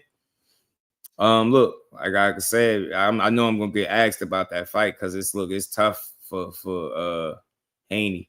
Now you got to think, just like being real with self, right? I like Haney a lot. I like what he been, you know, I like him trying to get back into the mix. I like the fact that he appears to me that he's not avoiding challenges, right? It's still early. We don't know if this fight gonna happen, but he don't. That's the only thing too. I've heard Bill, but I ain't hearing really what Devin is saying. I know he just said Brian Norman was ass. Then he turned around and said maybe not so much. So I don't know. I would like to hear what Devin Haney feels about all of this too, because you know Bill is Bill. What about the fighter that got to fight? Brian Norman is with the shit. I think he ain't ducking no challenges, man. And you know he got a lot of questions answered going into that fight. Brian Norman is essentially looking his best he's ever looked in his career, and it ain't been no one-off performances or a couple good fights. He's putting consistent performances together that make him look like a real threat to anybody that he fights, not just Devin Haney. And if you somebody that's moving into his weight class, which would be 147 pounds, you got to keep in mind that you got that to deal with. You know what I'm saying? Yeah, if he get back to his old self, Aisha, and box, the fight could be a really entertaining type of scrap. But, if he can stay, at range and from the outside and box and move, use his jab and things like that, keep Brian Norman at bay, which was going to be tough to do, then yeah, for sure. But Brian Norman closed the distance, getting his chest. Brian Norman's jab is landing. If he's able to, get to the body and land that either hook, because Brian Norman could punch with either hand, Haney going to have to answer all of those questions, bro. So, look, just looking at his last fight, and I'm not sure what the next fight will look like for him, I would have to lean towards Brian Norman. He's been there. Haney haven't had an official fight at 147 pounds. That was a catch weight of 44. Still could round it up to welterweight if you want, but you get what I'm saying. He fighting a legit welterweight that is surging right now. A lot of momentum, a lot of confidence, knockout wins. You talking about landing a left hook. This dude got speed, he got power, he got good feet, reflexes. Brian Norman is just getting better. Certain questions that Devin Haney has to answer. You don't want to go fighting him, having to figure that shit out. You don't want to go in there with a guy that can put your lights out and you don't know how you're going to react to a punch. So if I had to pick, I would have to say Brian Norman, and I don't think I would be crazy for that because I'm going off of what I've seen lately and consistently from Brian Norman, not just lately, not just a one-off fight. Like this dude hurting people, man. He dropped Cuevas with a damn jab, punched him across the damn ring, man. Like, you get what I'm saying? His left hand is really doing real damage, and the kid is right-handed. We ain't even talking about his right. Yeah, he punched memory out of Sensaki, and I'm not joking about it. Like, dude lost memory for what they say, a month and a half. He don't even remember the fight, bro. What if you don't know if you can take a left hook? Brian Norman Jr. is not the guy to go experimenting to see if you could take his left hook. I'm just being real. I ain't being no fan. I'm not being soft. I'm being real. This shit is about matchmaking and being smart, making the smart decisions, but it's about standing on business and being about that smoke. And this will tell you exactly what kind of time Devin Haney was on. So win, lose, or draw, if this fight was next for him, he got my respect. Undoubtedly. You get what I'm saying? But man, oh man, this shit would not be easy. This is not going to be something where, just have your way because again, you still working out some kinks, rightfully so. You know what I mean? Not too long ago, you know, you had that cheating ass Ryan Garcia guy, you know what I mean, to worry about. So I like this. I would like to hear from Devin, but as far as the mentality that he been showing since getting cheated, I want to be clear, getting cheated by Ryan, he been wanting to smoke. He got Ramirez out the way. He got the bag. He didn't fumble the Ryan Garcia rematch. Ryan Garcia is the guy that fumbled the rematch. You get what I'm saying? Then he changed his sights from silly ass Ryan Garcia to silly ass T.O. T.O. curved out like he normally do. He'll talk crazy but don't want to fight. And then for him, like that's what I'm looking at. So I'm looking at Devin Haney potential comeback trail is beating Ramirez, being willing to rematch cheating ass Ryan Garcia, but he screwed up, injured and everything. So Devin moved on. He said, "Oh, I'll fight this loudmouth racist Teofimo that keep running his mouth." Teofimo tucked tail like he always do. He don't want nothing to do with Devin Haney. He talked all that shit about how he looked, but won't fight him. Then he moved on. You get what I'm saying? Moved on to the next. So if Brian Norman was the next fight, man, you got to rock with that. You get what I'm saying? That's being about the smoke despite what anybody is saying about you. You trying to prove it. And that's all you could do. So you can say what you want about a fighter, but that way, that trying to fight the names, that's the right way to do it. You get what I'm saying? Get this guy out the way. Ramirez, he out the way. He old news. You get what I'm saying? And then you move on. You call out a guy in Teofimo, all he do is run his mouth, and you offer to shut him up. Based on what Teofimo said out his own mouth, they offered him good money, but according to him, they was trying to rush the fight, right? All this silly, stupid stuff. So he been showing you that, look, no matter what y'all say about me, I want to fight. And I respect that, and I rock with it. So I want to see it. This is I stand on everything I said. This is a dangerous fight for him, which is why my respect goes up for him even more. Because again, you get what I'm saying? Just think about the order of guys that you looking to fight. You get Ramirez out the way. Boom. You was thinking about the Ryan Garcia rematch, right? He messed it up. Boom. You move on. T.O. hot right now. You've been winning at 140. You ain't been looking the best, but you still winning. You a champion. You just beat Barboza. You quote unquote had the best performance, right? I'll fight him. Nah, he don't want to fight. Cool. Then we move on. So like I said, just keep being about the smoke, win, lose, or draw. I'm rocking with Haney, but I stand on what I said.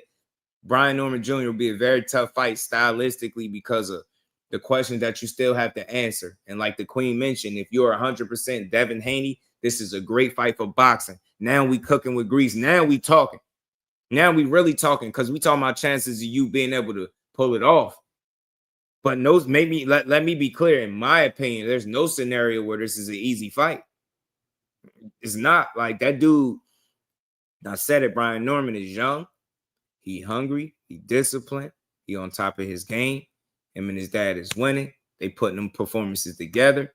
You get what I'm saying? They traveling. They winning on the road. Like he gaining priceless experience that I think people are overlooking. That's preparing him for the next step up, whatever that may be for Norman. So I think he in a really good spot, and it's all up to him. You know what I mean? He in the driver's seat of his own whip. You get me? And I'm here for it. So I want to make sure I give both guys credit if this fight is made. But it's a tough fight for Devin, which is why I respect it even more. But it's, you know, listen, the youngin want to fight. I'm supporting. That moving like he hunting. Joe was good with it. Yeah, man, I like it. BJ in the building. Big B-Lo, what it do? Devin want all the smoke. Haney, I ain't mad at it. It looked like he been wanting some smoke, bro. I ain't gonna lie. You know what I mean? You can't pull his card with some of these names that been linked to him, right? He been really wanting to fight these guys. You gonna get what I'm saying? So you can't point to him capping as we say, but this situation still got to play out. It's very early. We heard from Bill and Brian Norman Sr. He got off the phone to get some more straightening a little while ago. Shout out to Adrian Clark. He had posted that the ball is rolling. That would only mean one thing. That's a good sign. If the ball is rolling, I mean, this fight is a real thing, and it's gonna come down to if both guys want it, or if they could agree or not. You know what I mean? It's a little bit past if both guys want it, because You heard what he said. I'm glad Norman Sr. didn't speak on specific numbers, but he wanted to make sure. And I know it. Like, people want to hear, yeah, we signing anything. He like, bro, don't try to pull no fast ones. Not saying that you are, but you're not gonna get me to say something up here and then jam my son up. So I'm gonna get off this line. I'm gonna go see what's what, and then I come back and holler at you.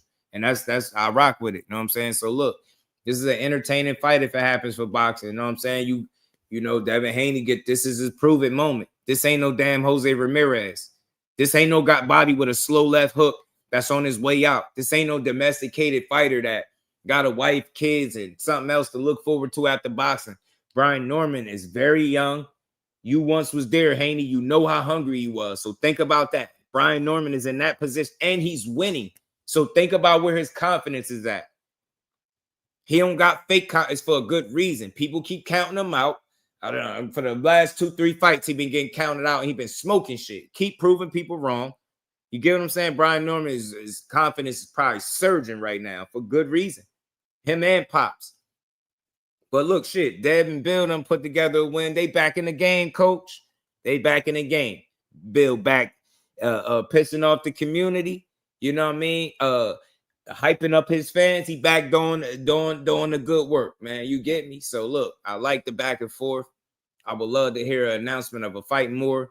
Bill Haney threw something out there. He said something about Riyadh season. Let's see it, bro. I'm here for it. Shout out to T. Harry. He said I'm here for it too. Let's see these fights, man. Let's see him. I got Norman in the matchup. A salute to Devin if he makes this fight happen. I'm telling you. Chat the Haney family brand is success because of Devin and Bill. I would Bill promoter be quiet to appease. Yeah, nah, he got to talk his shit because he started out this way. You get what I'm saying? Big B-Lo, he started out this way. He got to keep talking his shit. And Bill don't need to be quiet unless he lying to the people and misleading them. Then I would say be quiet. But promoting your son, talking your shit, pissing off the community, hyping up your fans. That's what he's supposed to be doing. Talking his talk. I think that's good for boxing, man. People forget this shit is entertainment, and he at least be trying to entertain people. So I ain't mad at it. And what that belly do, man. Pugmire says it's verbally agreed for November. Shout out to the Queen Aisha. Appreciate you. So there you go. There go another source right there. Somebody as well posting. Shout out to Lance Pugmire. He said verbally agreed for November.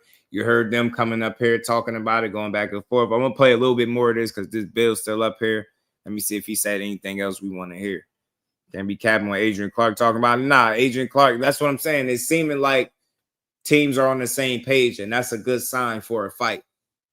Shout out to B. Norman. He didn't. I don't want to overlook how he made sure, y'all, that he didn't say nothing too much and like hopped off to make sure everybody's on the same page. I want to point that out because the minute people don't agree with something he say, they'll crucify him for it. He made sure, y'all, that he didn't just say any and everything up there. He made sure of that shit. He made sure he didn't get up there and do that and wild out and just say, whatever. He didn't do that.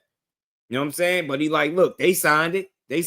Okay. Look, the fight is on our desk. We on point. We want this. We want this fight. So I like it. He didn't overcommit to nothing and set us up for the okie doke, and I appreciate that. I really do. Shout out to Big Dog Willie, my guy, man. Appreciate the support. Jake Paul versus Tank, November 22nd, Las Vegas. MGM Facts. Jake versus Pacquiao, Spring 2026. Facts. Logan Paul versus Tank, Fall 2026. Danny DeVito versus Tank, winter 2027. You a fool, man. Shout out to Big Dog Willie. Shout out to my homie.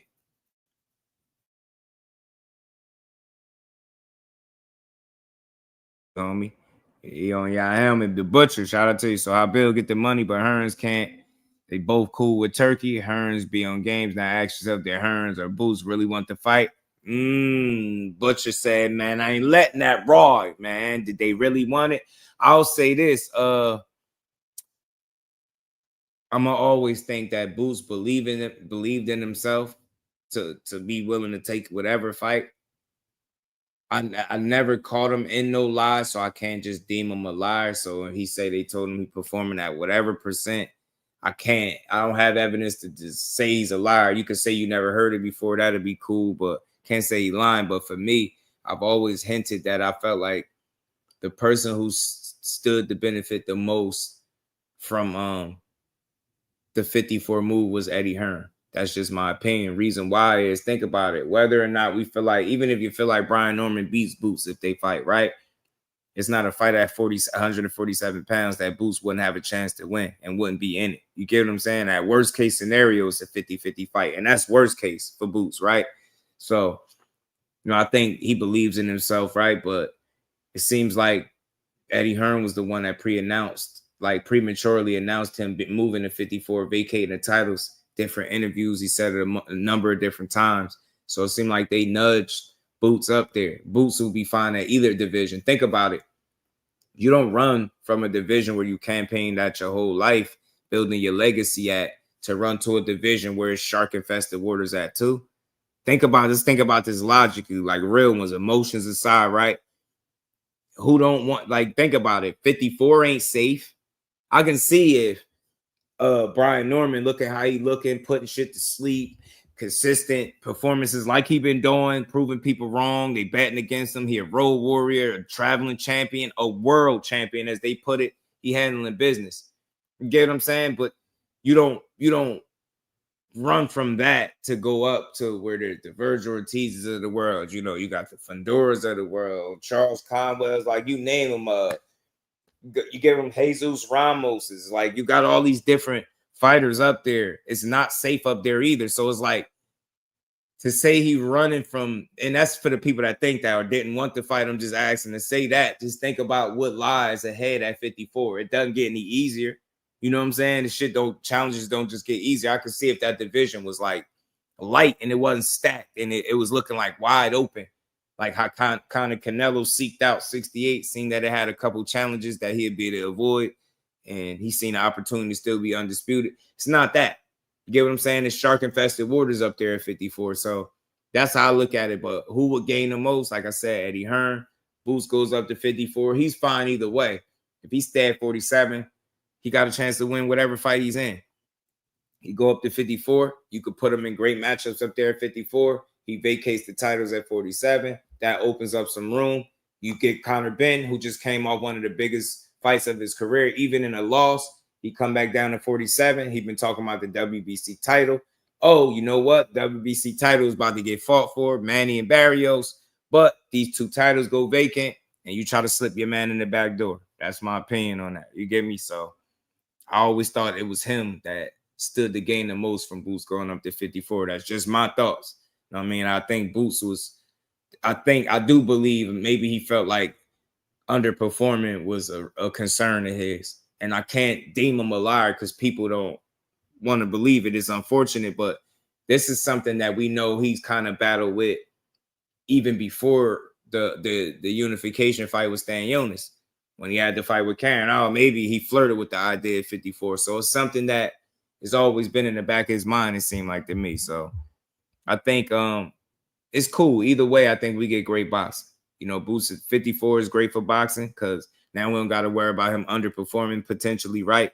Going to the well one too many times and then looking a certain way. We see how Earl sacrificed and what he had to sacrifice for 47. We don't want to see that with Boots. Brian Norman Jr., much younger. Or not much younger, but just a little bit younger. Got more time at the weight, obviously. Let's see what he can do down there. I think it's great for boxing.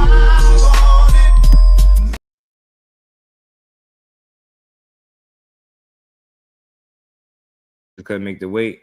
704 Joe, what it do, man? I hate that Manny versus Barrios fight. Yeah, Manny trying to retire from the sport, man. He's trying to retire from the sport. Has to be smart and fight people at the right time. Not Norman, not right now. That's why I say I think matchmaking will be his best friend or his worst enemy, depending on how he move. You don't want to be overly ambitious, right? And put yourself in a situation where you don't take the best fight for yourself. But look, I'm not one for taking challenges off the table. If you see it fit to fight a Brian Norman, by all means, go out there and do it. Shout out to Sis, Melon, and Queen. Hit that like button, support the grind. We're going to keep cooking for a bit before we get out of here, man. Let's keep going. Whoa. Hey, I'm gonna take my head off to you. You get in that ring, hey, this is what I asked you for, Bill. This is what I told you. We talked the other day. This is what I was telling you. And yes, sir. All you gotta do is fight the young guys coming up that moving kid ain't moving. All right, man. That was the end of their conversation. I don't know if they got back on the horn together, but that was good, man. That was good. That was some good stuff, though. That was some good stuff from 40 Mil Bill, man. You know what I mean? He got the people hyped. They talk about it being a fight. Brian Norman said, let me hop off and go get some straightening. Y'all ain't about to play with me. Randall, what it do, homie? You hear me? B. Norman Senior said, hey, man, we about to get some straightening, B. You hear me? Let me jump off here and see what's what. You know what I mean? But I think both guys are confident that their sons could win, man. Haney, Devin, Bill has always been confident in Devin, I believe, right? Got to be confident to put him in there with a guy like Brian Norman, or even suggest putting him in there with a guy like Brian Norman. So it's just a matter of the fights coming to fruition and happening, right? We just want to see, you want to see it happen, right? If that's what's next, then by all means, let's see it. Let's see the fight, you know. But man, it's gonna be a tough one, man. It's gonna be a tough one. So hopefully we get some more updates, man. Maybe we can hear from Senior. You know, if it's an update, you know, he'd pop up on you, man. Shout out to Senior too and Bill, because they got that in common. They make time. Excuse me, yeah. They talk their stuff and they make time for it. You get what I'm saying? They have fun. They promote their sons, and they've been successful, both of them. You know what I'm saying? And I'm here for it. They both got undefeated, you know, fighters that are, you know, their sons are undefeated fighters, world champions, ex-world champion, and Devin Haney, 2 division champion, former undisputed. So got the accolades. They got the, you know, they both been super successful. You know what I mean? So you put those two together, you get you a good turnout. You know what I mean? It'll allow both guys to prove even more about themselves, man. That'll be a really good win if Brian Norman beats Devin Haney, right? Accomplished fighter like that, undefeated, beat him clean, no PEDs. You know what I'm saying? It'd be a good fight. Be a cool fight if it could happen. If it could happen. Canelo really said that statement. Yeah, 815. He said Terence Crawford is better than Floyd because Eddie wasn't involved. Eddie never wanted to pay no. That's why I call my guy the fax machine. People could argue, but that man be accurate, bro. I said this. I've been saying it, bro. I was saying it. It had nothing to do with boots for me, Dub. You get what I'm saying? It had something to do with the guy that's working for him. And I feel like his eggs were in a different basket. And I'm gonna keep saying it because he kind of said what he wanted to do, and it kind of told you what his intent was. His intent wasn't to truly let me make this fight or that fight. Let me make this particular fight. I just didn't think he wanted to give him the money. I seen sacrifices being made with 2 other opponents and fights being made because of those sacrifices. And then when it came to him, I just seen that it's a little sketchy. And it just didn't seem like they wanted to pay him. So their thing was, yeah, he's pricing himself out. He's asking for money that he shouldn't even be getting in. He made this amount of money in his last fight, and this is 10 times more than he ever made. Oh, you start hearing all that garbage, and I'm like, oh man, here we go. Once the fans start talking about a fighter's worth when they not in the negotiation rooms, I don't want to hear it. When they not part of the negotiation, should I say, I'm not trying to hear it. You get what I'm saying? So I already know what that was, man. For me, that's my thoughts on it. I just didn't think he wanted that fight. And as long as Boots is down there holding down 47, Conor Ben got to sit his ass on the sideline. I'm telling you, and the opportunities are a lot slimmer because I don't think he was trying to put him in there with neither one of the guys. You know what I'm saying? So think about it. I think he would be looking to put him in there with the Barrios, a guy that looked like he could be on his way out, a possible faded champion that, you know, a benefit of circumstance and opportunity, right? You know what I'm saying? With Barrios. So you got to think about the fights that they was talking about making for him. And it wasn't neither of those champions. So if you get one of the guys out the way, that just creates more space and more opportunity for your guy that you've been promoting since the jump. Even when he was dirty, still was trying to get him fights. So I'm going to keep saying that. Watch. And I think this Boots move kind of opens that up. It kind of shows you that, here we go.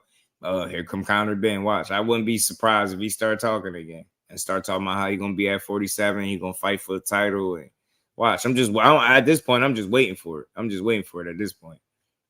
I'm just waiting for it. Shout out to Lee. What's good, homie? But yeah, man. Yeah, man. That's a great point, man. Yeah, man. That's what I'm saying. Yeah, let him go. Yeah. Nope.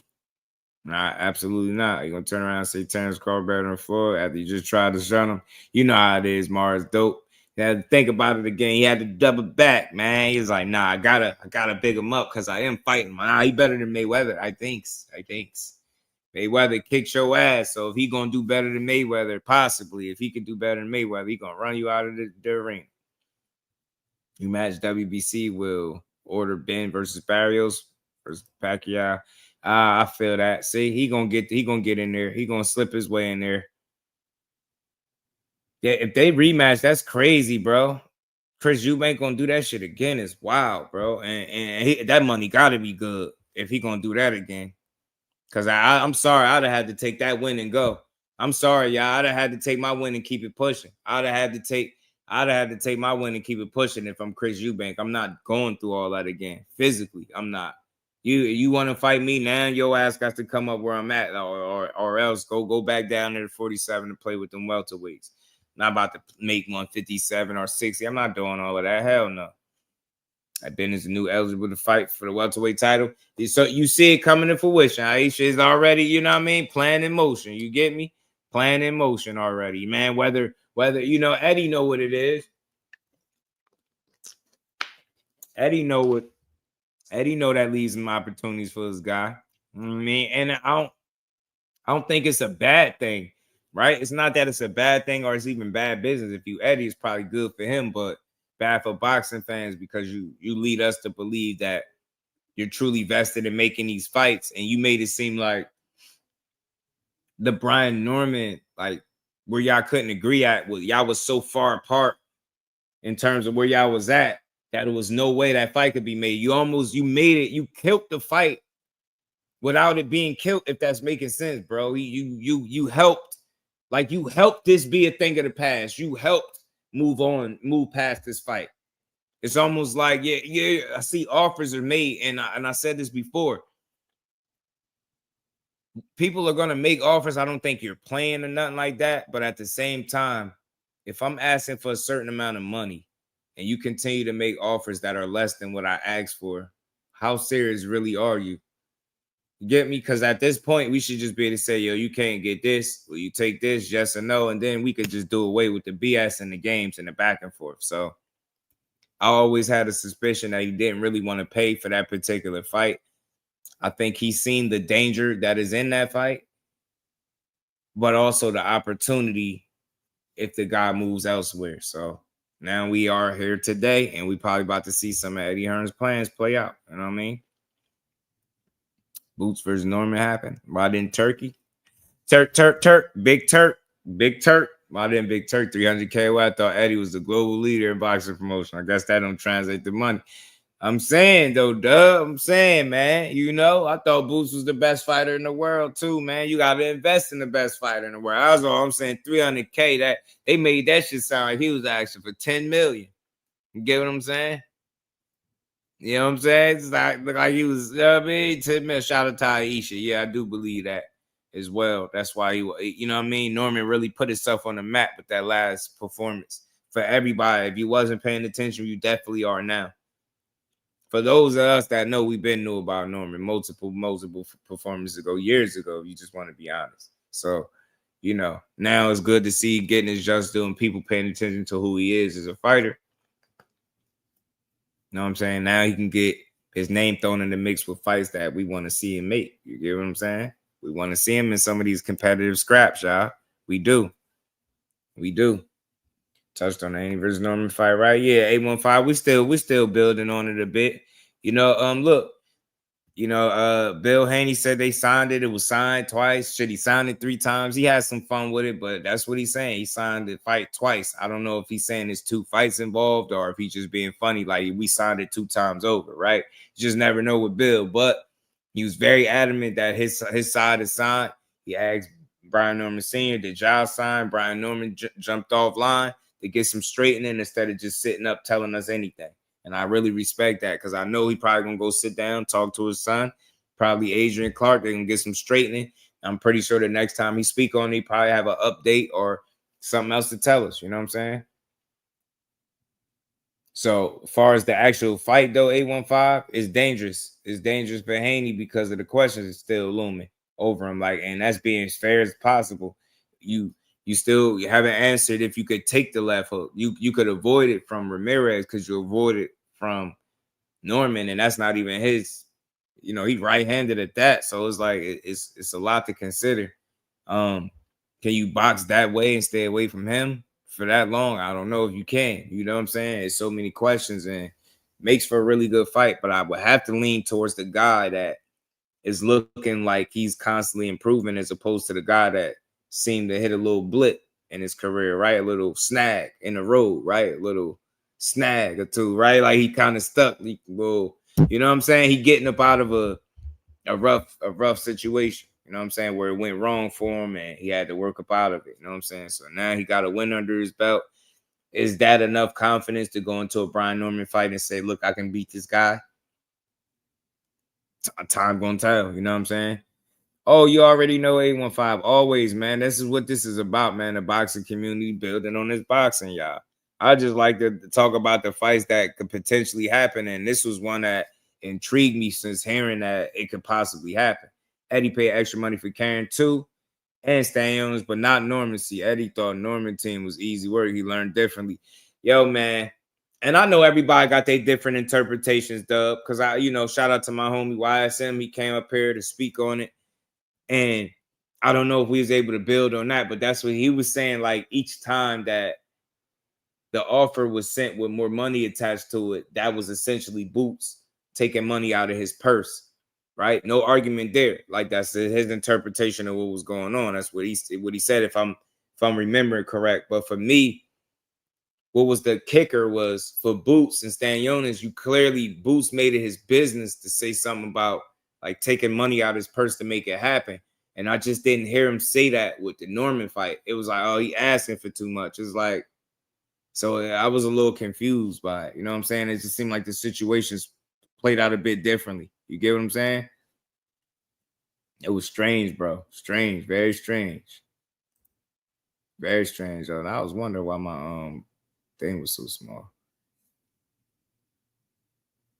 Yeah, you go. You always go up. You always go chop it up, though, bro. Shout out to you. But so that's all that I think me and you, when it comes to that, bro, I think we on the same page with that because that's the way I seen it. You get what I'm saying? That's what I thought. You know what I'm saying? You made sacrifice for two guys. And if you look at all of them, everybody there, one guy looks more dangerous than the rest. You would expect the same sacrifice to be made for that particular guy as well to get that fight over the hump. Maybe I don't know boxing business and it's not my hundreds of thousands, not my money that they losing and putting up, right? But my thoughts is if you got the best fighter in the world, we talking about a fight not happening for a difference of 300K. You got the best fighter in the world. You got to be able to make that money back, right? You know what I'm saying? You got one of the best fighters in the world. I mean, he did show you that. He got a fan base in Philly that's going to show up and show out. I was there personally. I got to see it. Shout out to D for the win. I got to see it, So I don't know. I don't know. You would figure that would be worth the investment because of what's attached to that money, right? It ain't just like you paying the dude the money and he just like shaking you down. And that's where it kind of started throwing me off too. They was making it seem like Team Norman was trying to shake them down for like more and more money if they do give them what they asked for. And they was just going to ask for even more. And I just refuse to believe that. I truly think, and this is just my thoughts, my opinion, had they got the bag they was looking for, that fight would have happened. And you know who else I think knows that? Eddie Hearn.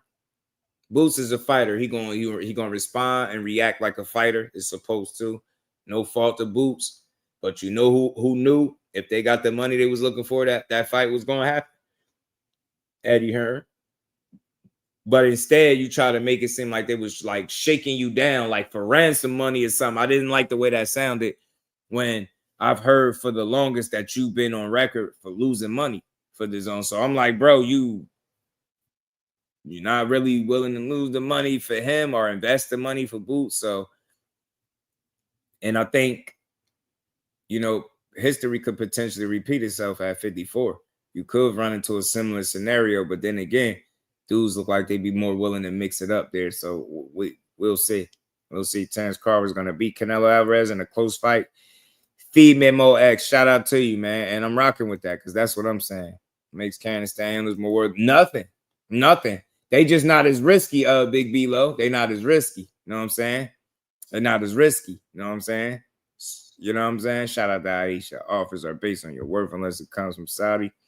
That's what it seemed like. You know what I mean? They might be having inflated purses over that side. Tim Layton, my dog. The Boost fight was lit, wasn't it? We was there, yeah, man. Shout out to Tim Layton, my guy, man. Price bowl was good. So those guys already fighting for millions. What guys? But so, you know, at the end of the day, man, you know, you move on, man. That's all you could do. And Boots, he took his time. He taking his talents to 54, where I think is real smoke up there. So I never tripped on him, you know, talking about going up to 54 because it don't get easy. So, like, for me, I'm a firm believer in you don't run from smoke to run to smoke. Like, that don't make sense. If you trying to get away from a challenge, you don't go to a division like 54 that's tough, especially at the top and underneath. It's some people there. You know what I'm saying? It's some dogs at 54. So, and you got to think with Boots being the top guy at 47, it ain't going to be long before he's looked at or expected to be competing amongst the top guys at 54. So you get what I'm saying? There's no scenario where you escape the smoke. So if you was running from smoke, you're gonna run right into it at 54. So I don't think that's what Boots is doing. I just think he moved on. The situation was stalled out enough. I think it gave him enough time to have conversations, talk to doctors, different things, and come to a different conclusion. And shit, at the end of the day, it might work out for everybody. Like, it's not the end of the world. Shit, Brian Norman, we never know when you could see him up there at 54. You know what I'm saying? You never know. Never know. So, I just want to I want to see the best fights possible, man, and in the best manner possible, man, and see dudes fight when they say they're going to fight. So, with this, man, let's hope we get a Haney and a Norman fight, you know, because we didn't get Boots and Norman. I don't want it to be Norman's name is being mixed in with guys and then they don't make the fights with him. You know what I'm saying? Because getting in there with him ain't going to be shit sweet. Ain't nothing sweet about getting in there with B. Norman. It's not going to be easy for you. And it more than likely ain't going to be fun. So I had to pick right now, man. I had to lean towards Norman because I'm basing it off what I've seen. I can't give Haney credit for things that he did at them smaller weight classes to them smaller guys. You know what I'm saying? With Brian Norman to be a much different physical specimen altogether. So he'll have his work cut out for him, no doubt about it.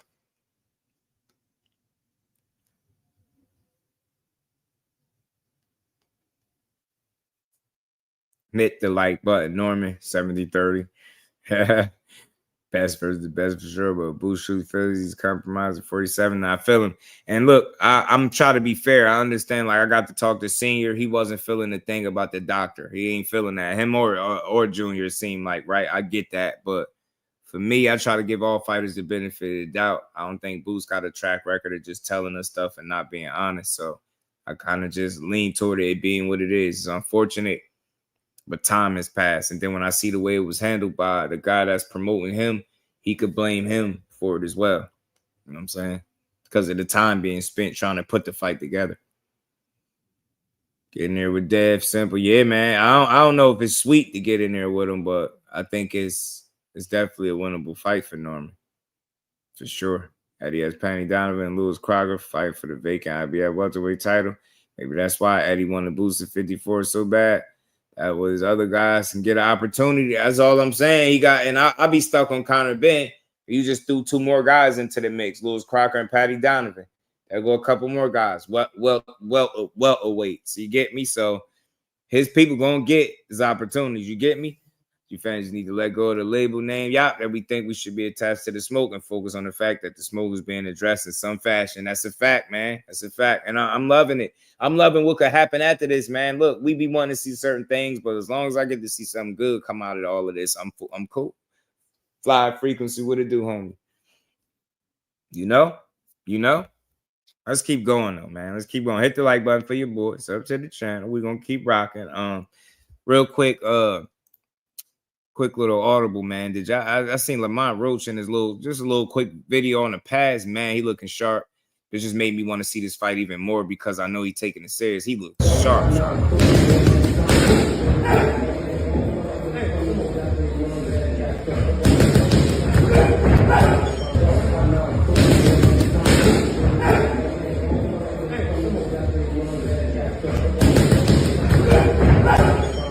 Live, only on DAZN, June 28th. Jake Paul versus Chavez. He putting that work in, man. I like it, man. Just make me want to see the fight, you know? Make me want to see the rematch even more. No, it ain't got no date. I know he did say Tank about to, pull out. He ain't signed his part. Hopefully that's not the case. But I will tell you, starting to question if it really is going to happen on August 16th. And maybe it's the reason why it ain't been stamped, because I'm hearing other dates or other events for that date. And they all about, exclusive being, just having their date and nothing getting in the way of it, right? So being exclusive or whatever the case. So that, gotta see, man. Gotta see. I might have to step aside July 12 around the corner.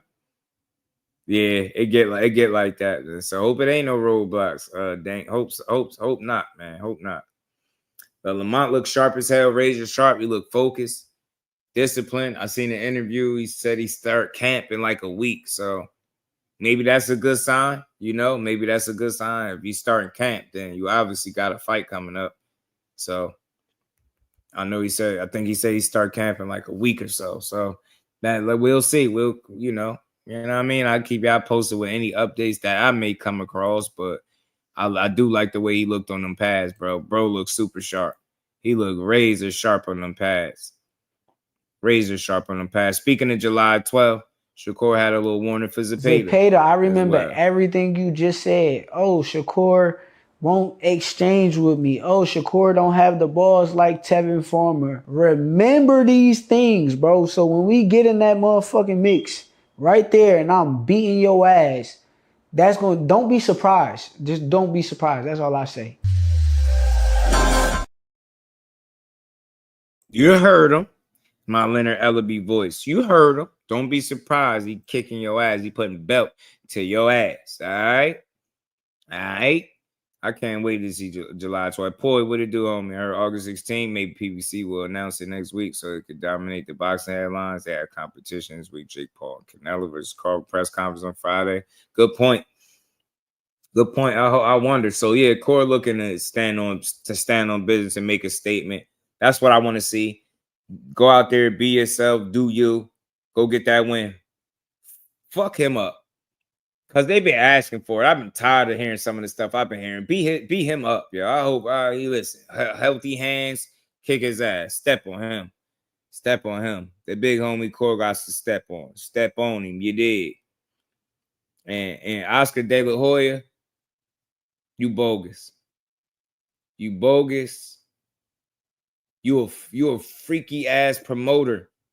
Oscar freaky as hell. Oh man, what's up, guys? It is fight week. Jake Paul versus Julio Cesar Chavez Jr.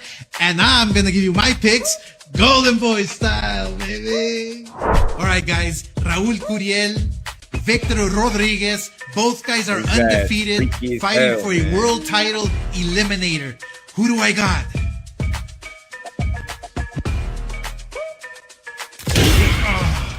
Raul Curiel, late stoppage, great fight. Floyd Schofield, Tevin Farmer, youth versus experience. I've got Floyd by late stoppage, and a new star is born. Zurdo Ramirez, unified world champion, taking on Torticos, the #1 contender. Who will win? In an all-out war, Ramirez will end it with a 4th round knockout. All right, Jake Paul, Chavez Jr., experience or ambition? After a back-and-forth battle, Jake Paul edges it with a split decision in the 12th. June 28th from the Honda Center, live on the Zone pay-per-view. Earlier dudes, that's Master Flex, bro. That's Master Flex, bro. Why did he just hump the last balloon like that? Like, bro, you see him? I had to like clip some of the video because he was tripping. Like, he's Oscar a little, nah, he a nut, but those fights that he mentioned are going to be good fights, I think. I want to see how much trouble that experienced Tevin Farmer could get a young Floyd Schofield. He got his work cut out for him in that fight. Zordo and Dorticos, that's a good fight. Dorticos been around for a while. He was the one that had knocked Tabiti out, gave Tabiti, I think, his first loss and knockout loss. He been around the block. I lean towards Zordo though. Dorticos, man, I think he's getting a little old, a little long in the tooth, but still can go a bit. So some solid fights that he mentioned, bro, but he's just super extra with it, man. He a damn specimen of character. Why is he in Speedos in a robe? Like, what is his problem? Why did he hump the last balloon? I'm still on that. Why did he hump the last balloon? Ah, man, yo, why? For no reason, too. Like, unprovoked, yo. That balloon ain't did shit to you. Like, you just gonna wild out. Yo, I'm telling you, he crazy, bro. You Cuban. Shout out to Miles, man. AD Solo, what it do? Tapping for the win. You popped the roll open, whipped the Aisha, you seen it. He out of control. He gotta be stopped, bro. He gotta be Oscar. Somebody, yo, I'm telling you, you connect. Somebody gotta get Oscar connect on the phone. Tell him that you don't. Make sure you can't be tripping like that, bro. He just can't be out there like that, Oscar. You wilding. And before we get back to the cook, Charleston White.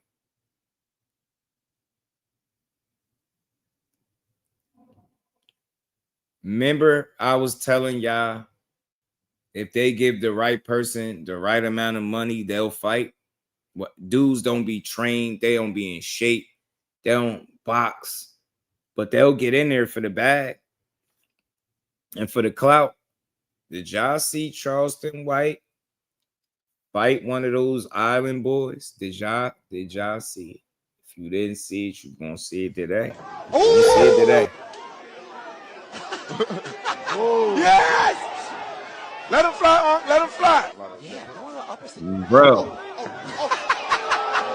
Man, what is even happening right now? Oh, okay. You got Unc and nephew in there. Don't kneel. He about to kneel. Unc head look like a piece of candy that you dropped in a rug, mad time. He's giving up. That's not He's hair. giving up. That's Ain't no timeout. lint. He's giving up. Ain't no timeout. He quit. His ass built like a great uncle or something, man. A great nephew.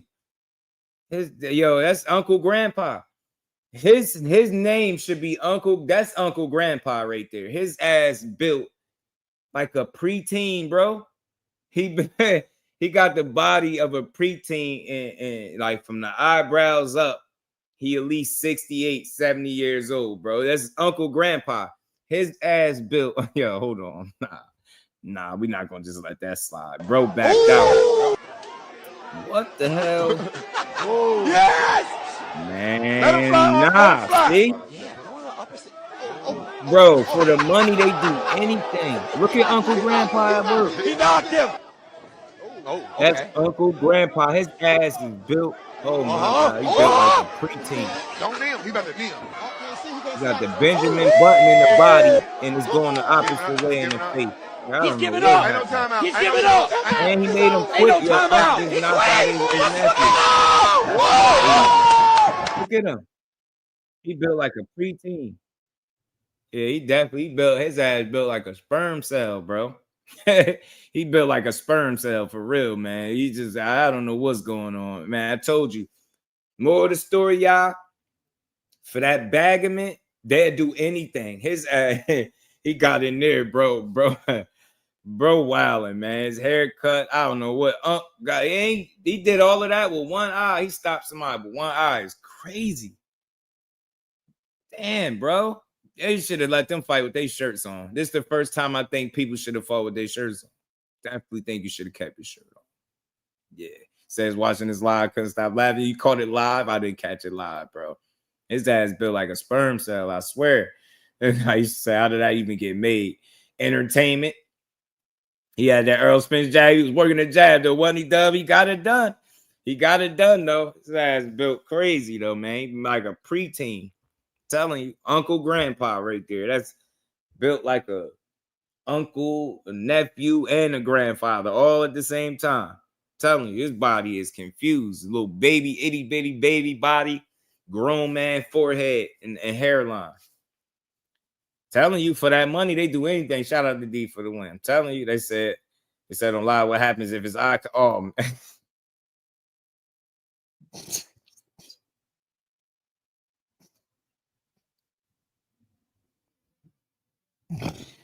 I'm not reading no more comments. You're going to hell by yourself. D for the win, going to hell by himself. He trying to take me with him.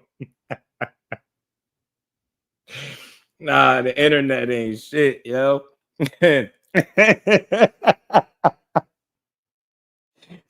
Oh man, yo, y'all crazy.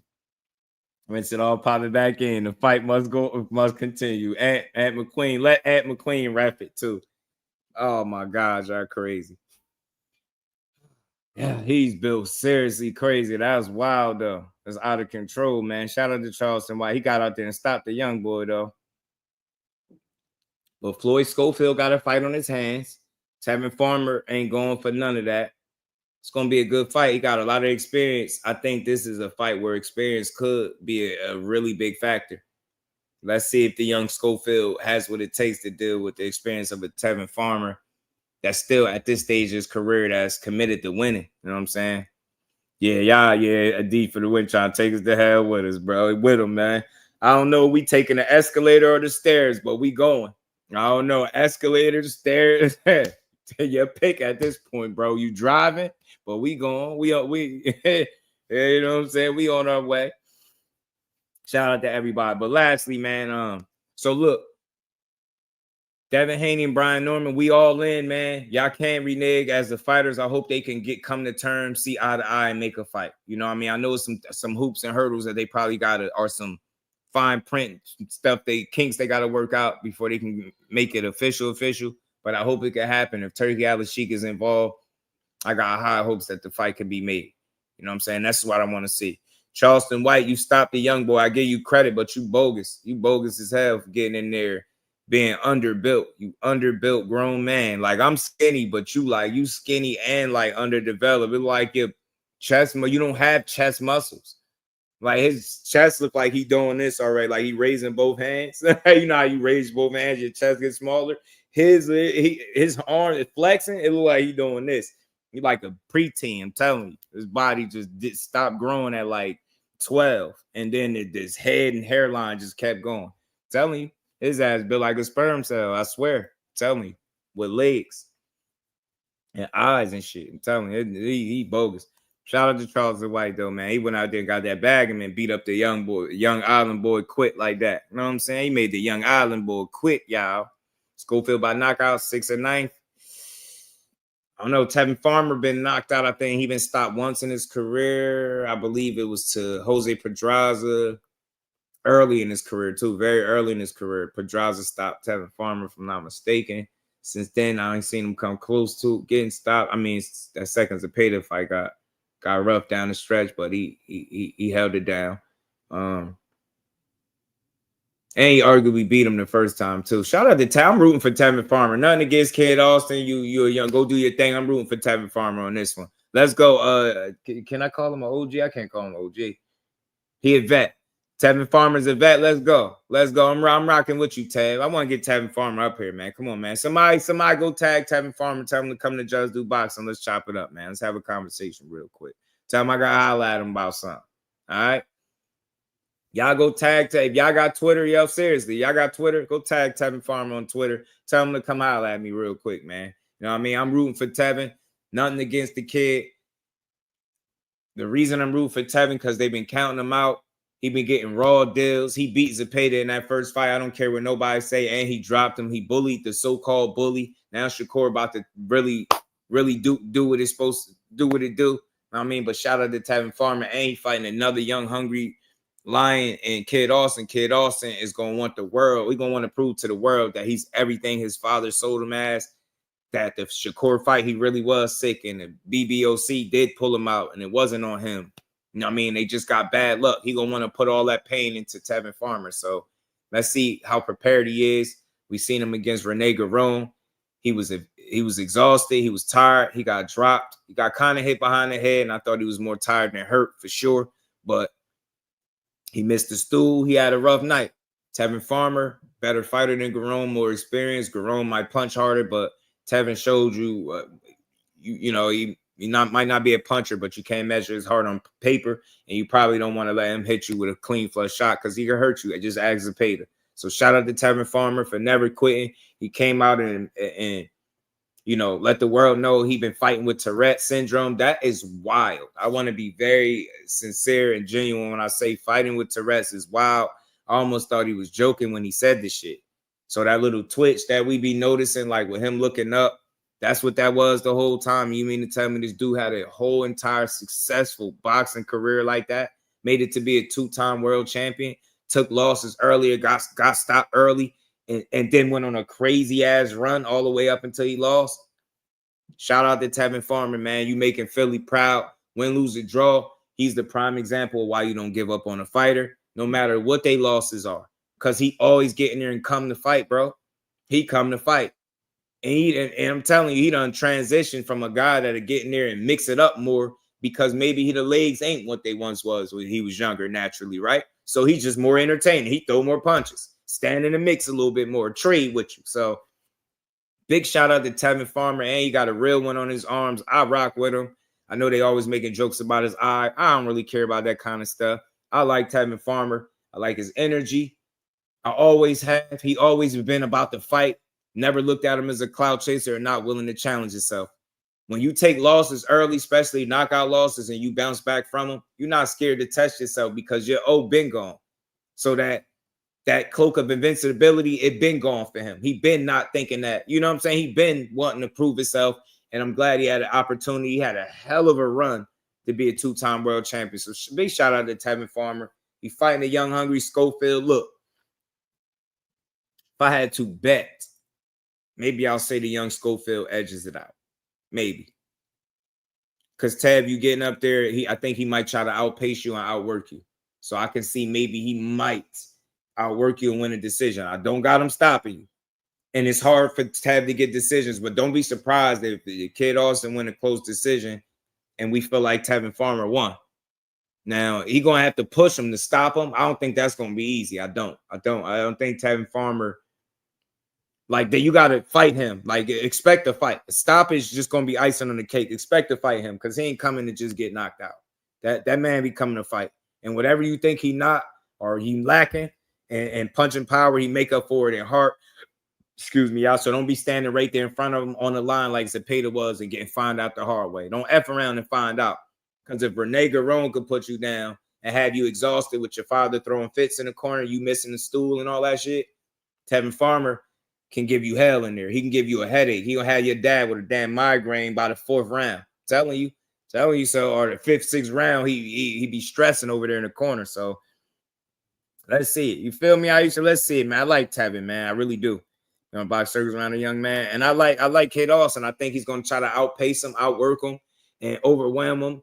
Possibly try to stop him. If he can't, he'll just try to overwork him and just outwork him and beat him on points. Maybe that's what he'll try to do. Tevin gonna use that experience. He gonna try to match him with the output. Now, Kid Austin don't have the output Zepeda got, but he definitely throw punches. The kid get in there and mix it up. So he gonna have to weather some storms from the kid. Kid can punch. He's strong. He committed. He hungry. He gonna want to make a statement. He said it already. He gonna want to prove something against Tevin Farmer. this is probably a level of competition, and this is no knock on Tevin that they cool or comfortable with taking on as a challenge, right? Them as a team, they comfortable with fighting Tevin. So it seems, but I think they might get in there and mess around and find out. I think he's an experienced guy for a good reason. I don't think he's somebody that you could just count out and look over and, you know, you got to go in there and work. Tevin Farmer going to make you work. He's going to make you work. So let's see if he's going to work. Shout out to Clayton Moore. Rain was good with the ultimate litmus. Yeah. For Kid Austin this weekend. Yeah, man. Hey, man. It's crazy, right? Because as much as I'm rooting for Tevin Farmer, I feel like Kid might edge it. He might edge it. Work and activity. He might be that might be able to give him the win. It's going to be tough for Tevin to win the decision. You know, decisions ain't been kind to him, especially with the last couple fights. But I'm rooting for Tevin Farmer 1,000,000%, and I want him to win. I think he can win. It's just what I want to know how he going to approach this dude, right? And is he going to look to box him, bang with him? Just don't know with Tevin because he'll actually do what you think he shouldn't do. Let's talk fashion. What it do? Remote, my God. Tevin women, I got Kid doing something for a DQ to save the night. That'd be crazy, man. I'm gonna keep that in mind, yo. DQ would be crazy. Yeah, he got a late start in the game. Good. He had a hell of a run after taking losses early. Hell yeah, he had a hell of a run. Hell of a run. That's a fact, Remo. Hell of a run. Shout out to my guy Clay Moore, man. What it do, homie?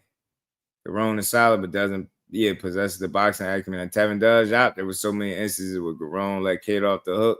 Technique hasn't improved. Yikes! I'm telling you. And look, hey, bro. All we got to go off is his last fight and inactivity, getting sick. So he ain't had no real work to be able to improve on. So he could find himself in some trouble. Bro. Good. That's a good point, man. So yeah, Tevin Farmer is gonna give him all he can handle. I'm rocking with Tevin Farmer. I hope he pull it off because he ain't been getting the right kind of shakes. Been getting a raw deal, but you know, I think the young kid could edge the fight, though. I really do. I do. I try to hit that like button. One last thing, man. Paulie did a quick little interview where he was talking. He was talking about the running. You know, that's been a big theme, a big conversation around the boxing circles with, you know, far as guys running or not running and what is running and who did run and all those different things. I think some of what he said was making sense here, but we got to make sure to put things in its proper context. One fight doesn't determine you're a runner. You know what I mean? One fight where you move decisively, just like one knockout doesn't determine you a knockout artist. Beating one really good fighter doesn't just deem you great, right? You really got to put the actual work in to, you know what I mean, to be labeled like that.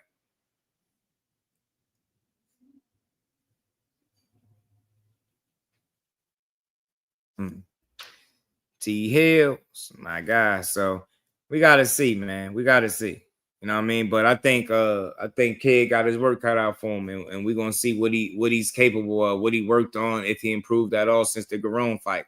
If training, just going in there, putting in the work is enough to get him through this fight, or did he really hurt himself and any potential momentum by not making it to the Shakur Stevenson fight?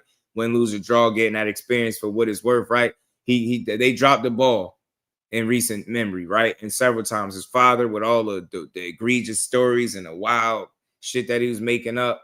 I'm not running with it. So they got a lot to prove, and they rubbed a lot of people the wrong way. So let's see if the performance is able to, you know, make people kind of forget those wolf tickets that they were selling, making us feel like they really wanted a shot at Shakur, and I just don't think they did. And I'm sticking to that. But let's get into this. Let's listen to what Paulie had to say, man. I gotta know your thoughts on this, you know, quote unquote, no running, no more Tom and Jerry fights. Turki said people are mad with running. I think he just saw that weekend, which it all happened in one weekend, so it's like it all overspilled. The pot boiled. Uncle Rick, what it do? How you feeling? Who basically just didn't fight, and then Devin Haney the night before also, you know, did the bare minimum. I will say some of it has to be on the opponents too. The ring is square. It shouldn't just be on a guy running. It should also be on the guy fighting. If he doesn't know how to cut off the ring, he deserves to get out too. Because if you can't cut off the ring at this level, dude, you should be home too. Yeah. You should be you're just as bad as the guy running. Yeah. Right? Because I wasn't even a pressure fighter, and I knew how to cut off the ring. You watch my fight with Dev, I'm cutting off the ring the whole time. You know what I mean? So even if I'm not a pressure fighter, I knew how to cut off the ring. So I feel like at a high level, if you don't know how to cut off the ring, bro, you also should be home where the guy running should go. Okay, if that's the case. Because it takes two to tango. The ring is square. There's guys who run all over the ring, yes, of course. But think about this.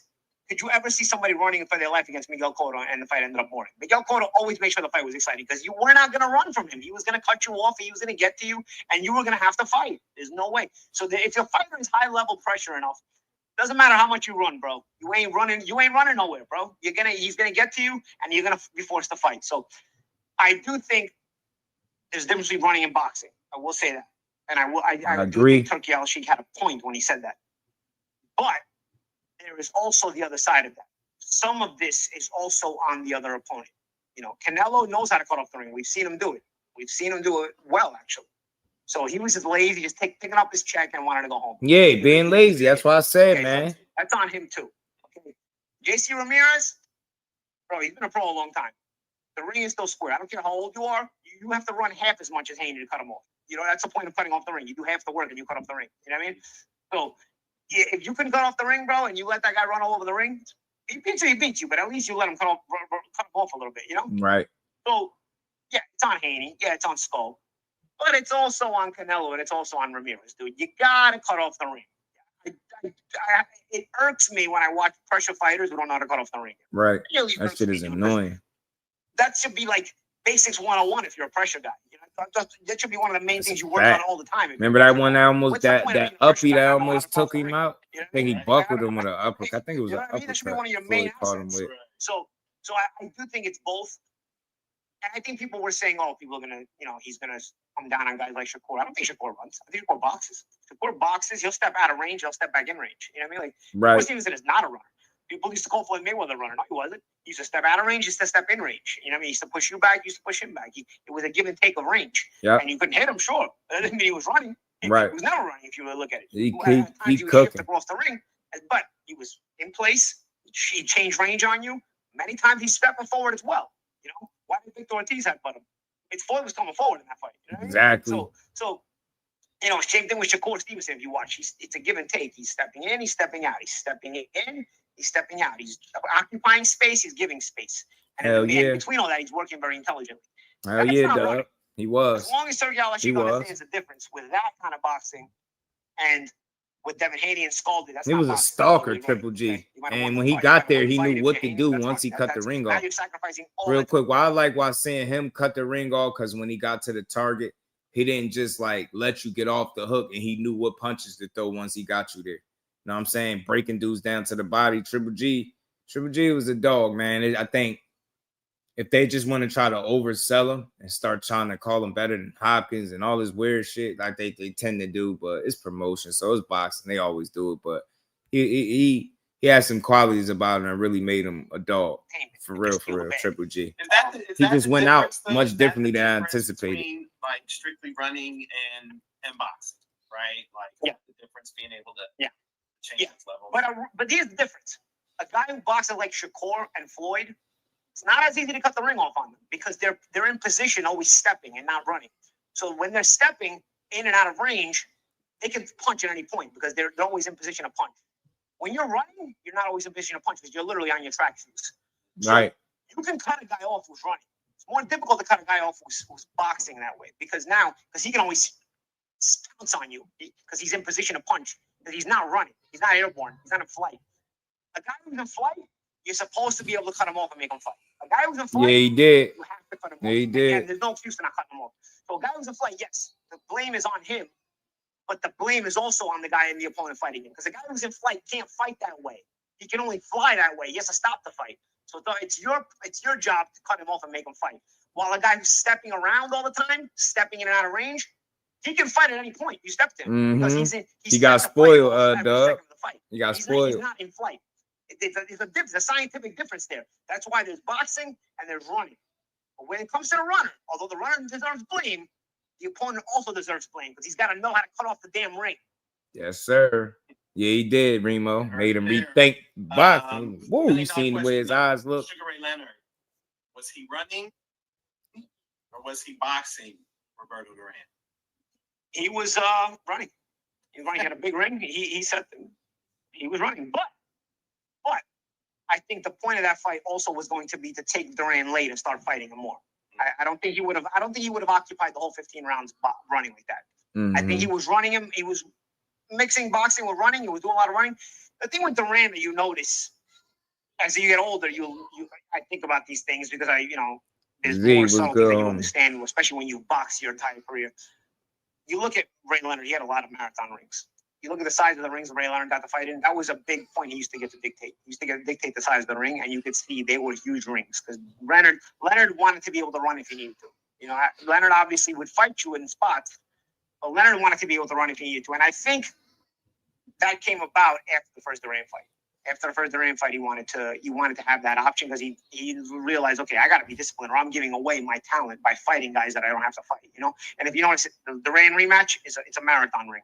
The Hagler fight, it's a marathon ring, So I think he wanted that option after that because he wanted to decide, listen, I'm not going to fight these guys like this, But there's still a way to box and a way to run.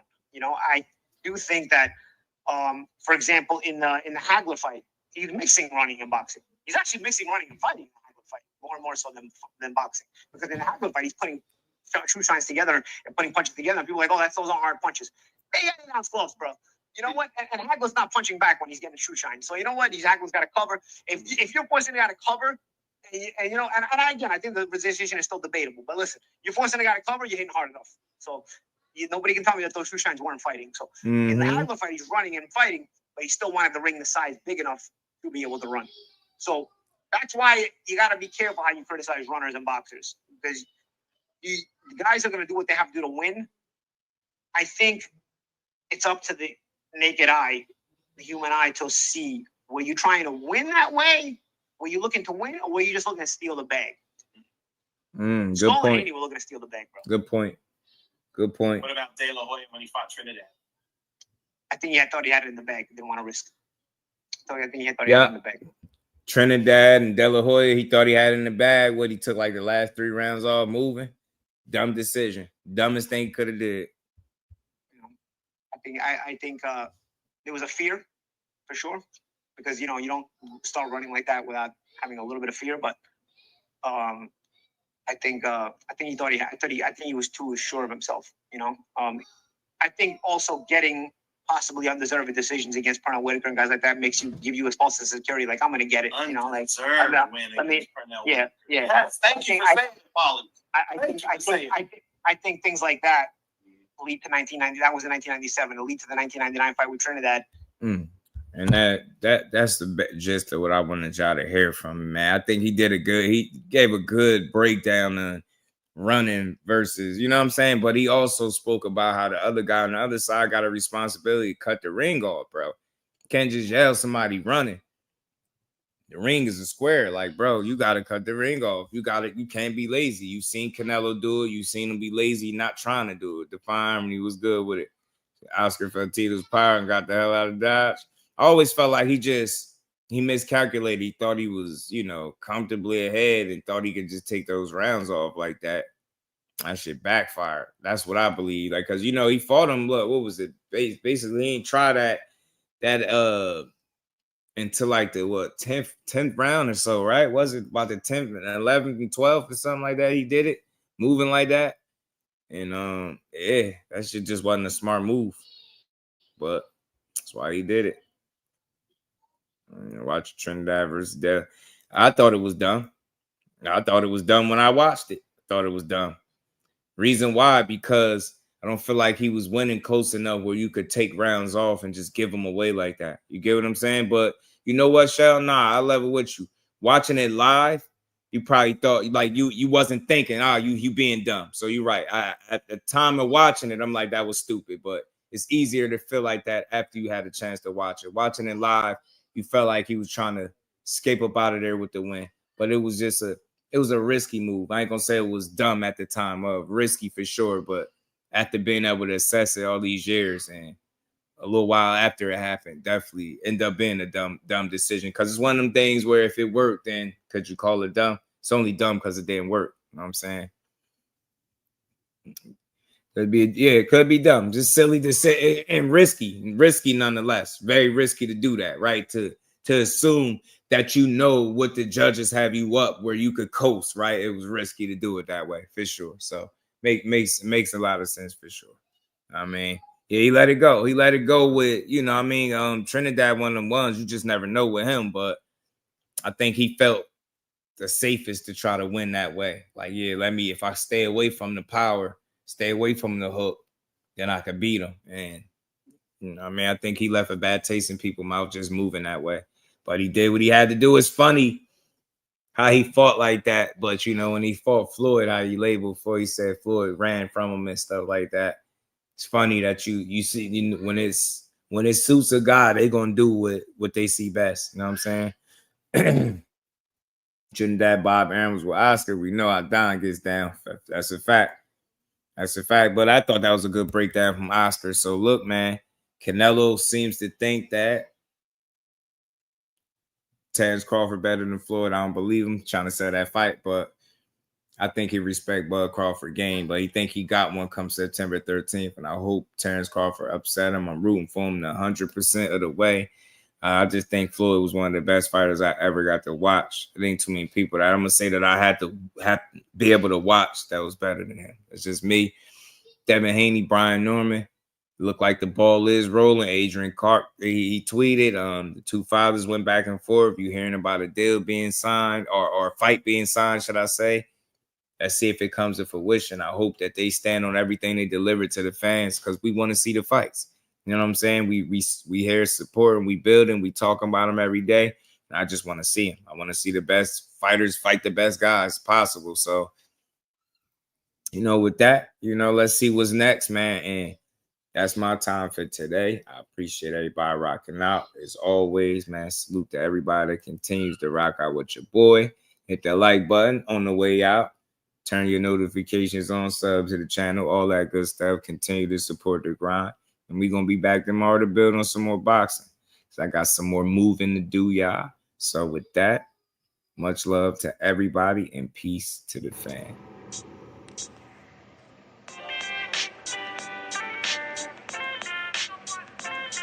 Yo, you know the deal. We back again. We never slacking. Word 'em up.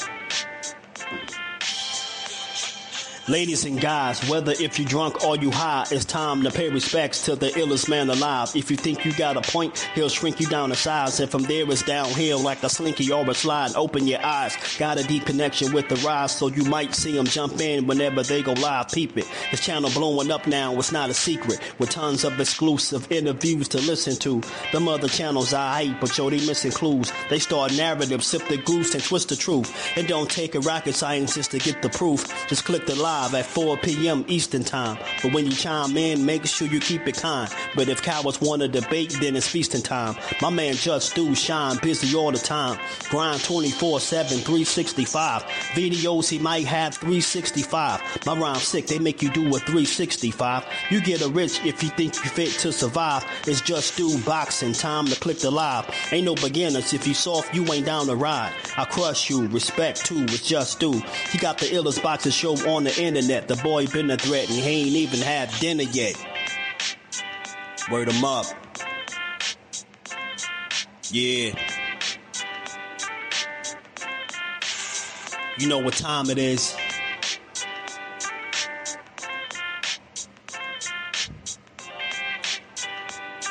"4 p.m. Eastern. Click the link.